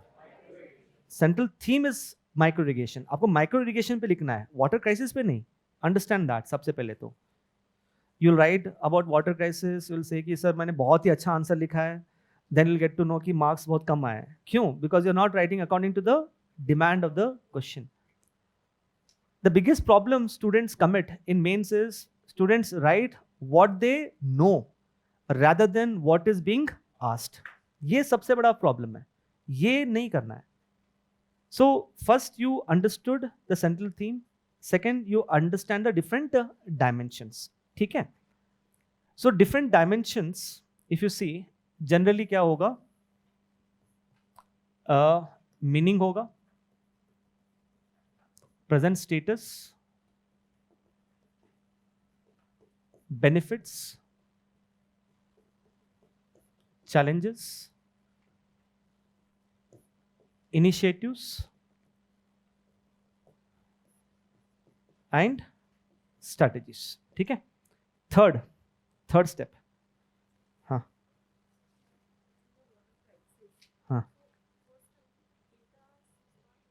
I'll tell you. Let me complete the 5-step approach. Then I'll tell you how to write. The question is not asking you about water crisis. The question says, India is facing worst water crisis. Discuss the potential of micro irrigation in addressing water crisis. How micro irrigation will solve the problem of water crisis. आपको water crisis के बारे में नहीं लिखना है. Micro irrigation adopt करने से water crisis कैसे सॉल्व कर सकते हो आप. इंट्रो क्या लिखना उसे मैं बताऊंगा ना अभी तो. Right.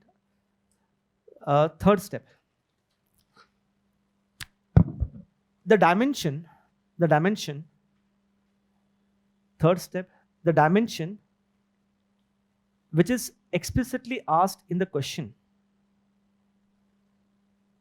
The dimension which is explicitly asked in the question becomes the body of the answer. The dimension which is explicitly asked becomes the body of the answer. ठीक है, one by one let's see. Question number 1. Intro तो हम बाद में देखेंगे, don't worry about it. Question number 1. Yeah, I'll just read out the question, pay attention. It says, India is facing worst water crisis. Discuss the potential of micro irrigation in addressing water crisis. ये क्या पूछ रहा है? Potential पूछ रहा है. 1, 2, 3, 4, 5, 6. What is the central what dimension we have to focus upon? Potential means किस पे? Benefits पे focus करना है. Is that part clear? It's saying potential, है ना? Because it's saying potential, I have to focus on the benefits. Question number 2. We'll come to intro later, don't worry. Body of the answer. In spite of its benefits, comma, adoption of micro irrigation faces multifaceted challenges. Should I write only challenges? यहां पे क्या लिखा है first part पे? In spite of its benefits. Okay, hold on. This is the important thing. In spite of its benefits, adoption of micro irrigation faces challenges. What dimension should I give more focus upon? किस पे ज्यादा? Challenges पे ज्यादा focus करना है. You know, बच्चे लोग क्या करते हैं? Benefits रटा हुआ है. Benefits they'll write one page, and then they'll realize, अरे पेज तो खत्म होने आ गया. Challenges के लिए स्पेस बचा ही नहीं है. They'll make a diagram of challenges, and they'll say कि सर मुझे तो मार्क्स आए नहीं. Are you writing what is being asked? You have to give more focus to what part? Challenges part. Getting it? Okay. Question number 3.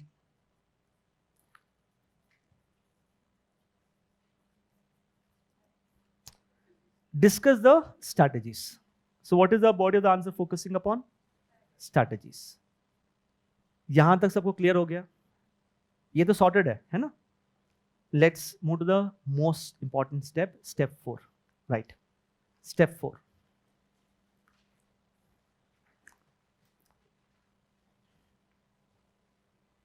Other dimensions of the question. Other dimensions could be used as intro. Other dimensions could be used as intro, comma, conclusion, and supporting pillar. जो other dimension है वो क्या हो सकता है? Intro हो सकता है, कंक्लूजन हो सकता है, या सपोर्टिंग पिलर हो सकता है. Supporting pillar means to support your body of the answer, right? After that write intro. Next line, intro. It's a 4th point. Under this only, we are not moved to the 5th point. Under this only, intro. Put a hyphen and write. Could be meaning or present status. Could be meaning or present status. Could be meaning or present status with facts. Present status with facts. Okay. यहां पे intro में क्या आ सकता है? Look at it. You could either use meaning or you could use present status. ठीक है. Let's talk about this question, micro irrigation. In the first question, you're writing the benefits. You could start with the present status, or you could write about the meaning of micro irrigation. Writing the meaning of micro irrigation looks very schoolboyish. Understand that. बहुत चालीस लगेगा ना. Micro irrigation is application of water to the root zone of the crops to enhance the water use efficiency. ये तो सबको पता रहेगा. Micro irrigation का डेफिनेशन तो नहीं पूछ रहे हैं ना. But you have something else much better. You have about water crisis in India. We'll be studying about it, don't worry. Like Niti Aayog has published a report called as Composite Water Management Index Report, where it has highlighted that India is facing the worst water crisis. Writing the meaning or Niti Aayog report, which one looks more impressive for you guys? Niti Aayog. वो present status में आ गया, है ना? But let's say, similarly, the question is, what are the challenges of public-private partnership in India? This is a question. I could start with the meaning of public-private partnership, or I could start with the present status of public-private partnership.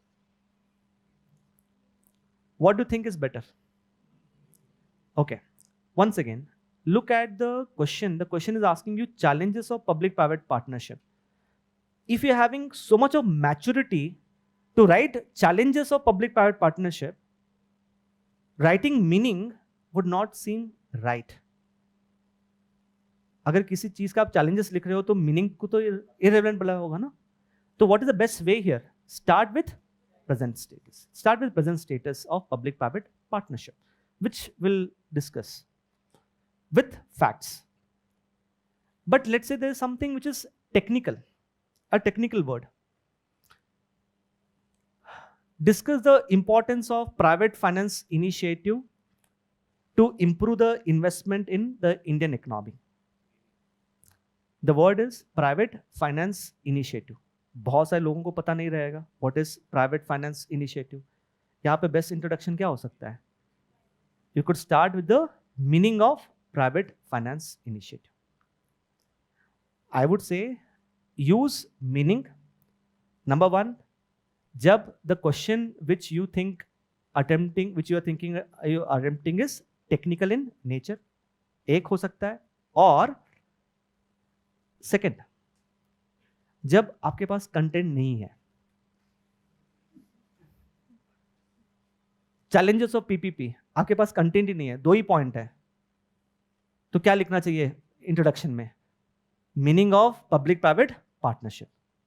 So if you do not have adequate content, so start with the meaning. I hope you understood what I'm trying to convey. You're just playing around with the words, understand that. Okay? So introduction, I would say any day, please focus on the present status. That's the best way. Next. Conclusion. Conclusion. Put a hyphen. Put a hyphen and write.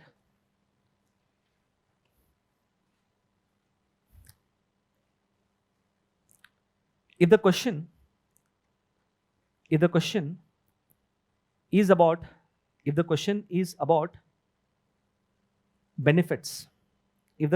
is about benefits, comma, conclusion could be,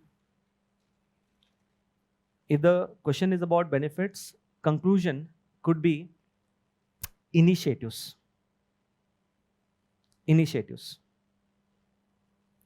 अगर किसी चीज का benefits पूछ रहे हैं तो best way to conclude is initiatives आप लिख सकते हो. Second, if the question is about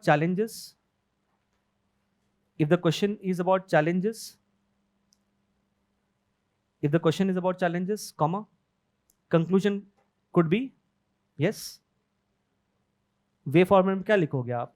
strategies plus long-term implications.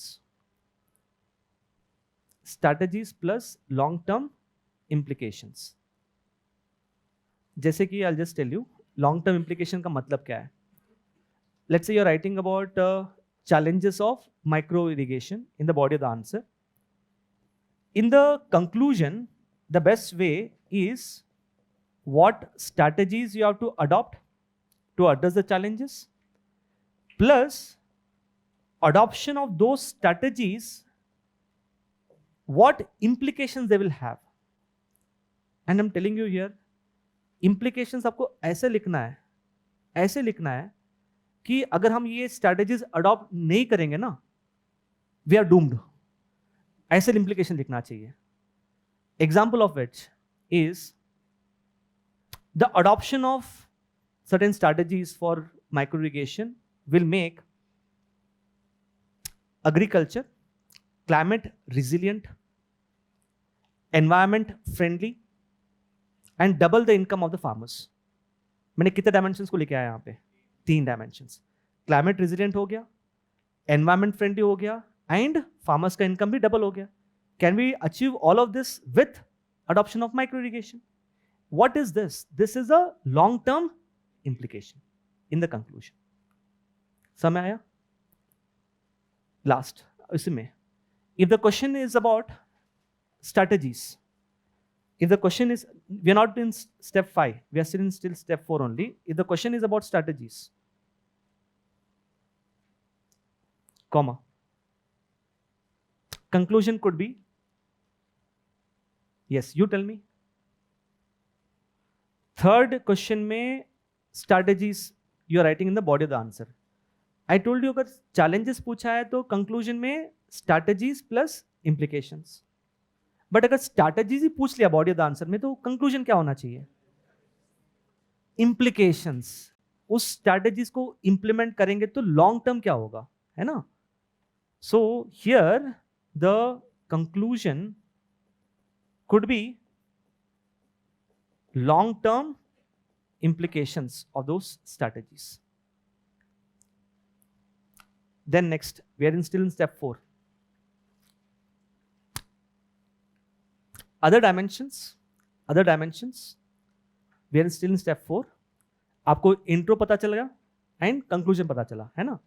Next, other dimensions could be used as supporting pillar. Other dimensions could be used as supporting pillar in the body of the answer.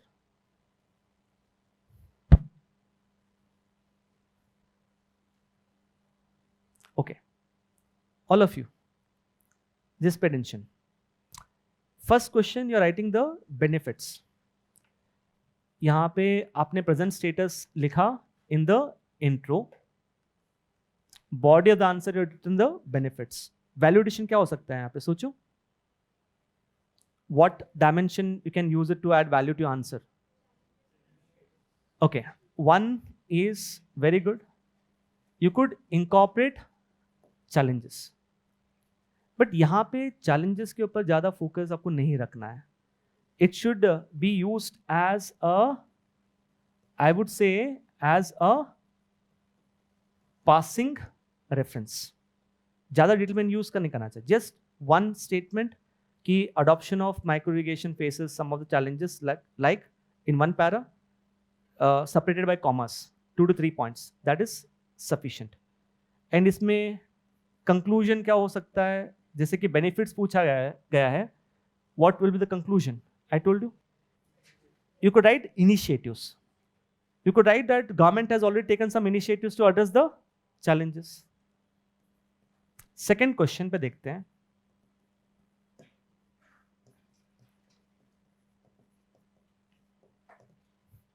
In spite of its benefits, adoption of micro irrigation faces multifaceted challenges, right?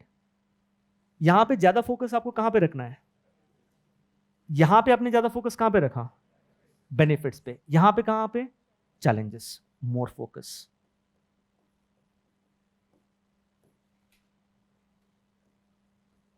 So can I say that it is more of zooming in and zooming out?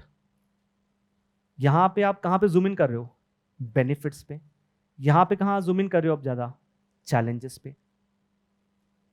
Question 3. It says strategies to be adopted for micro irrigation. What do you think is the best supporting pillar for strategies? If you have to write strategies, क्या हो सकता है? If you are writing strategies, उससे पहले आपको लिखना चाहिए कि क्या challenges है उसमें, है ना? तो यहां पे before you write strategies, what should you write here is challenges. But challenges का क्या होना चाहिए? passing reference. A passing reference to challenges. Main focus should be on strategies. Getting this point, everyone? Step 5. Huh.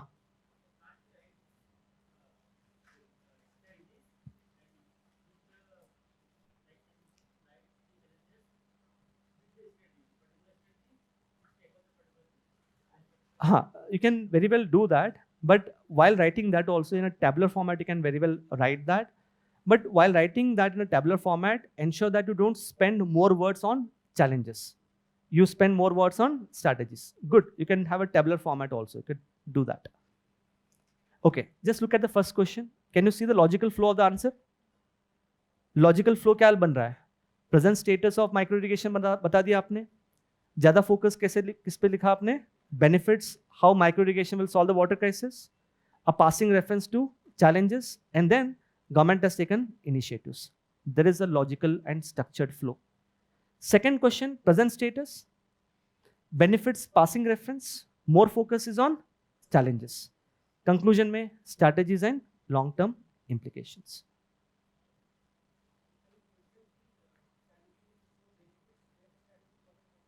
Benefits, because let's say you have very less words to write ना. Benefits पे अगर आप जाओगे तो it will take up a lot of words. The question is directly asking about strategies ना. So the connecting point to strategies is actually challenges. Okay. Step 5.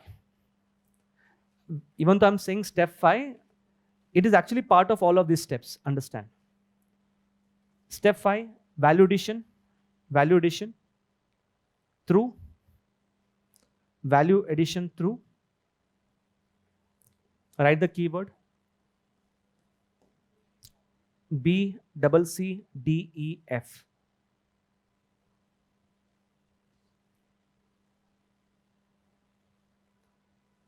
I told you, budget, case studies, committee, diagram, economic survey, facts. Even though I'm saying it as step 5, ये जो part है ना, it is part of your intro, it is part of your body, it is part of your conclusion. Let's focus on diagram, है ना? Diagram. यहाँ पे benefits and challenges में किसके लिए आप diagram बना सकते हो? Never make diagram for something which is explicitly asked. जो पूछा गया है उसके लिए diagram नहीं बनाना है. जो supporting pillar है उसके लिए आप बना सकते हो. You can do that. तो यहाँ पे किसके लिए बन सकता है? Challenges. यहाँ पे किसके लिए बन सकता है? Benefits के लिए बन सकता है. यहाँ पे किसके लिए बन सकता है? Challenges के लिए बन सकता है. I hope you understood the approach. Just evaluate your answer जो आपने लिखा है अभी.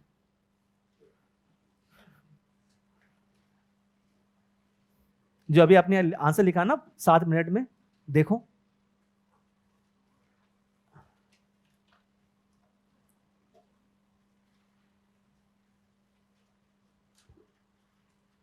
I hope you got the hint. समझ आया what I'm trying to hint at? Introduction क्या हो सकता है? यहां पे सेविंग्स का मीनिंग लिखने की जरूरत नहीं है. Present status of savings. When you come to the body of the answer, what is the first dimension? Benefits of savings or challenges of savings? It says mobilization of savings is crucial for $7 trillion economy. ये benefits है या challenges है? Benefits है. ये पूछा गया है तो आपको लिखना है ना?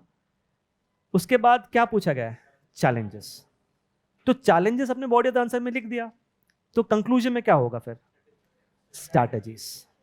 Strategies plus long-term implications. And long-term implication ऐसे लिखना है कि जब तक ये strategies हम adopt नहीं करेंगे, इंडिया विकसित भारत नहीं बन पाएगा, है ना? I'm just going to show you the answer structure, all of you.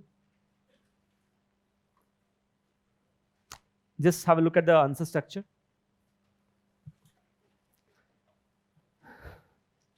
The gross domestic savings in India is around 30% of GDP, wherein households account for 60% of the total savings. As evident in the growth model of China and East Asian economies, mobilization of savings is accompanied by higher GDP growth. ये आपका present status हो गया. What is the answer? Why savings are crucial? Benefits. Then what are the challenges? Supporting pillar क्या हो सकता है यहाँ पे? Recent trends you could highlight. वो support कर रहा है अपने next part को, because you are saying कि there are certain challenges with respect to mobilization of savings. Please look at the strategies and implications. Lower savings is accompanied by lower growth of economies as evident in Latin America and Africa. Hence, there is a need to mobilize savings through controlling inflation, improving financial literacy, deepening of capital market and tax policies. Value addition, make a diagram. Jo, I have showed you that diagram. Highlight the trends in the savings rate. And third, you can use a case study as well. Case study कहाँ पे incorporate करोगे? Why savings are crucial? यहाँ पे दो चीजें आप बता सकते हो. एक है चाइना का as well as Harrod Domer model. I hope you understood now, right? हाँ, it's actually part 1. But it should ensure that the diagram जो मैंने आपको बना के दिखाया था, वो detailed diagram था. जो यहाँ पे आप diagram बनाओगे, वो बहुत ही ज़्यादा detail नहीं होना चाहिए. I'll just show you what it is. Savings will lead to increase in investment. Increase in investment will lead to increase in GDP. GDP will lead to increase in savings. That's it.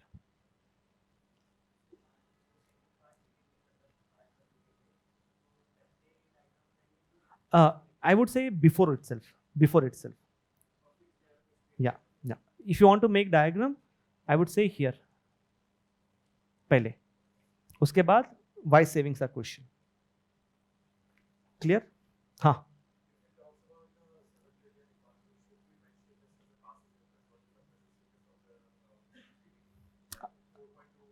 You could write that in the intro if you want to.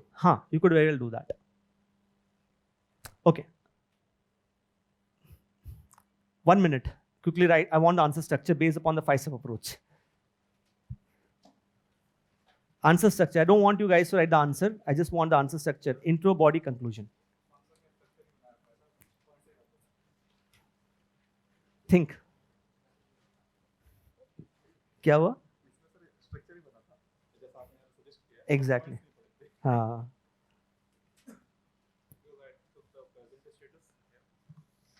Those of you who have written the answers, you can show it to me after the class. I'll be available. अच्छा.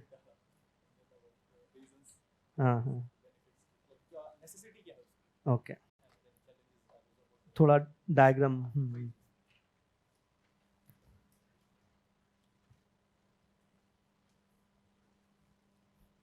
Intro. Yes. The present status. क्या होगा present status? The household net financial savings has declined to 47-year low. And I'll tell you one more thing. एक चीज याद रखना.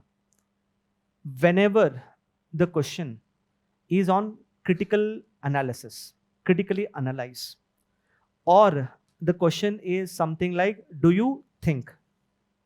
Understand critically analyze or do you think means it's a matter of debate. Because it's a matter of debate, there are points in favor and there are points against. In the intro, in such questions, you should write present status. Immediately after writing the present status, in the intro, open up the debate. When I say open up the debate, it means show both the sides of the coin in the intro itself. Example of which is, can you see here? Second statement पे focus करना है. Second statement says, the government believes recent decline is not a cause of concern. However, economists have highlighted that this may have an adverse effect on the economy. What I call this as, I call this as opening up the debate in the intro itself. If you have been reading Hindu editorials, na, Hindu editorials में आपने observe किया होगा. This is how they generally start a editorial. In the editorial, in the first para, they show broadly the 2 points. And then what they do, they pick up one part, explain in detail, and then they go to the next part. The same approach you need to follow as well. So intro हो गया, body, reasons for decline आपने लिख दिया, why is it not a cause of concern, how it may adversely affect the economy, and I told you the conclusion. Conclusion क्या होना चाहिए आपका? नहीं, in this particular case, because it's critically analyzed, is it a matter of concern? Long and short, exactly. The recent decline in net financial savings of the household is not a cause of concern in the short run. However, if it continues to persist in long run, it may have an adverse effect on our economy. यहाँ पे conclusion अलग होगा because the question is about critical analysis, or do you think?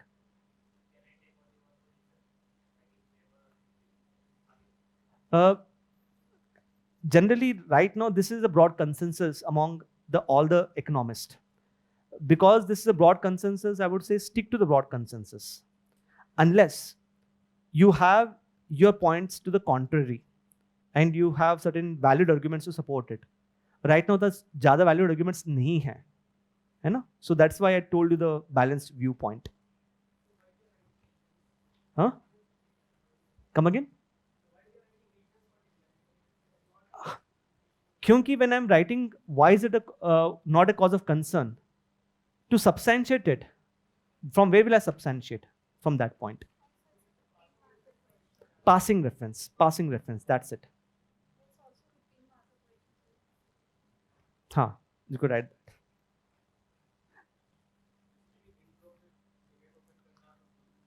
हाँ, यहाँ पे debate open किया intro में, conclusion में आपने उसको क्लोज कर दिया.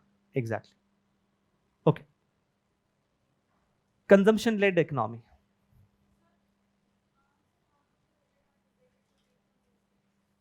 Like I showed you the question here, na?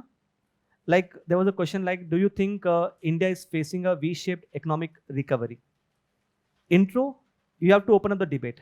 Government says it's a V-shaped recovery, but economist says it is K-shaped recovery. That is what I would say as opening up the debate. I just need 5 to 10 minutes. Is that okay? Okay? Chalo, theek hai. Thank you so much. I need that whole the support of students as well. ठीक है? Because syllabus भी complete तो करना है ना? चलो ठीक है. Let's look at this. Is a consumption growth waning? Okay. Let's look at this. The practice question here says, establish relationship between savings, consumption, and investment in the economy. Also discuss the reasons for decline in consumption expenditure. I'll tell you the context, why it is important. In last 8 quarters, last 2 years, the consumption expenditure in India has been falling. Because the consumption expenditure has been falling, GDP growth rate for the financial year 24-25 has fallen to 6.5%. GDP growth rate for the last year, it is considered to be the lowest in the last 4 years. Recent data of NSO. क्या reason है GDP growth rate follow होने के लिए? Consumption expenditure follow हुआ है in the last 8 quarters. हाँ, for continuously 8 quarters, 2 साल. If you see, in this particular case, has the government taken any step to boost consumption expenditure? Most important step taken by the government is tax rebate. Why did the government take such a step? Because the consumption expenditure was falling and the government has to support the growth. To support the growth, the government gave for tax rebate. समझ में आया? Let's focus on the first part and we'll come to the second part later. What is the relationship between savings, consumption and investment? Let's quickly have a look at this. Let's say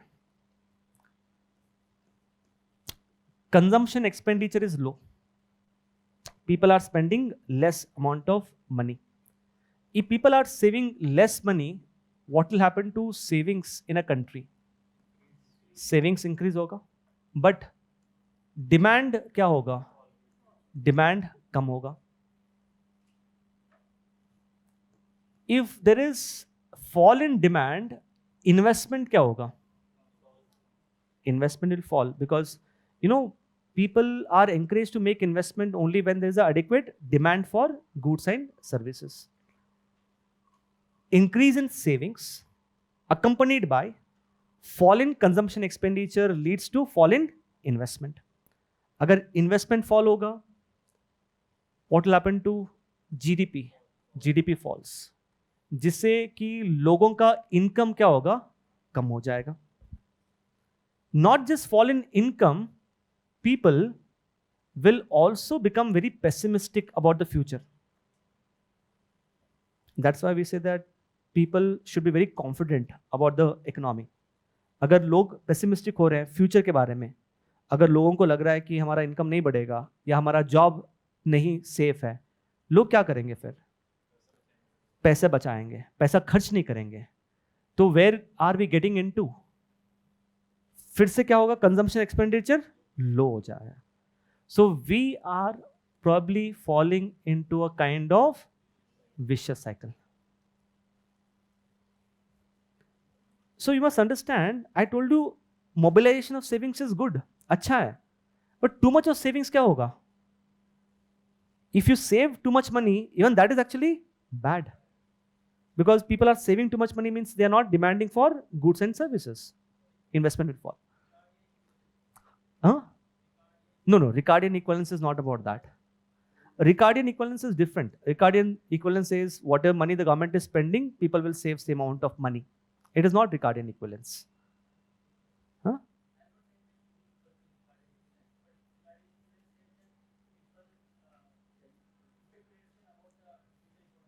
Ricardian equivalence says अगर government खर्च कर रहा है, जितना खर्च कर रहा है उतना लोग सेव करेंगे बिकॉज लोगों को लगेगा कि आगे चल के टैक्स उनको पे करना पड़ेगा. That concept is different.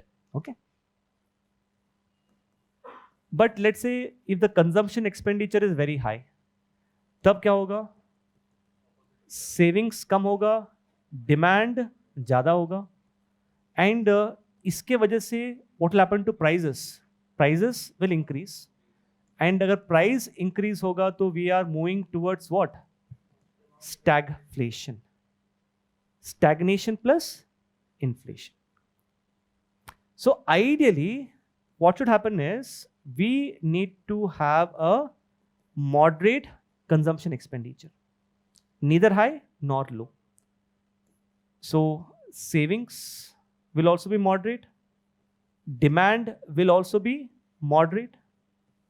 Moderate savings and moderate demand will lead to increase in investment. Increase in investment will lead to increase in GDP.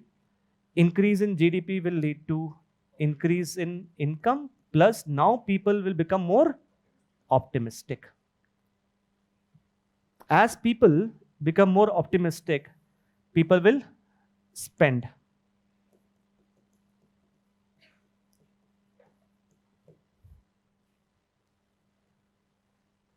Did you get the point, everyone? एक बार अपने handout देखना. There, just look at the reasons for the fall in consumption expenditure in India. Reasons for the fall in consumption expenditure. एक है low growth of income, paradox of stagnant rural wages and profit wage conundrum जो हमने discuss किया है. Jobless growth. If you look at the employment elasticity, Can anyone tell me what is employment elasticity का meaning क्या है? 1% increase in GDP leads to what percentage change in employment? Employment elasticity of Indian economy is just 0.1, which means if our GDP grows by 1%, employment is increasing by just 0.1. Why? Because we can use labor, we can use technology. To produce more goods, we can use more labor, we can use technology. What is India using more of? Technology. We are moving more towards technology. है ना? तो जिससे the need for labor is falling. Increase in household debt, discuss किया है. Increase in inflation, discuss किया है. And I think the other things are self-explanatory. Clear hai, everyone? And look at the way forward, everyone.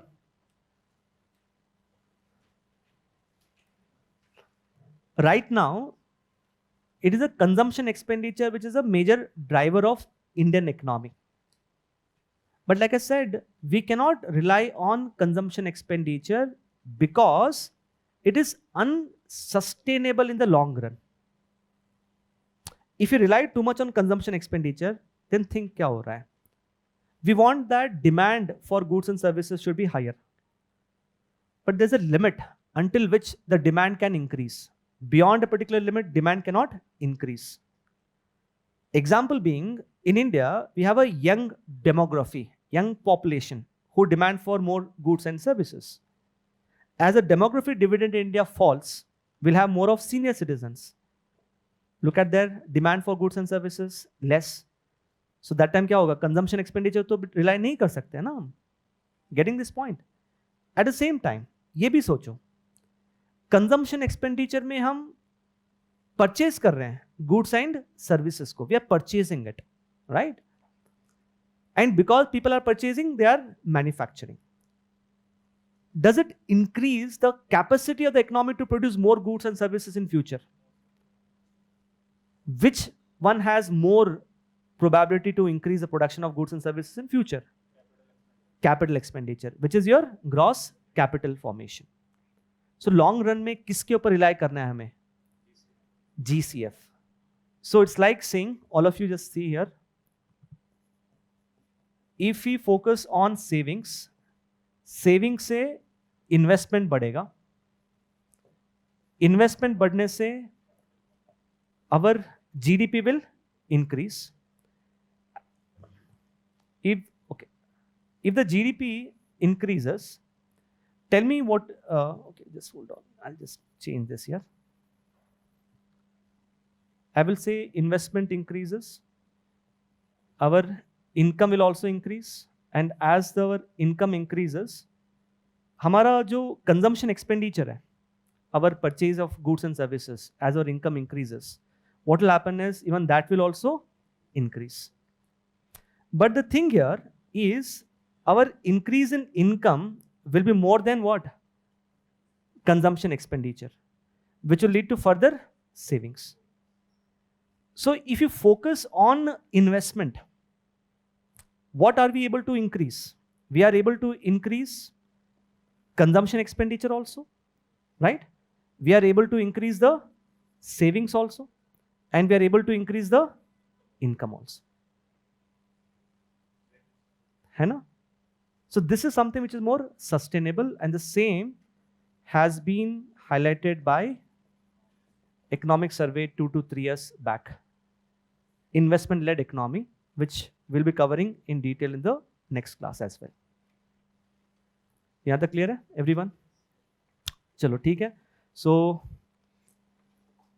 all of you who are preparing for mains, irrespective of whatever you are thinking with respect to your prelims results, start preparing for your mains examination. है ना? ये मत सोचो कि prelims होगा या नहीं होगा. Do not be in that particular mindset. Start with your mains preparation. Those of you who want to show your answers, you can show your answers to me. I'll be here. Thank you so much. Thank you.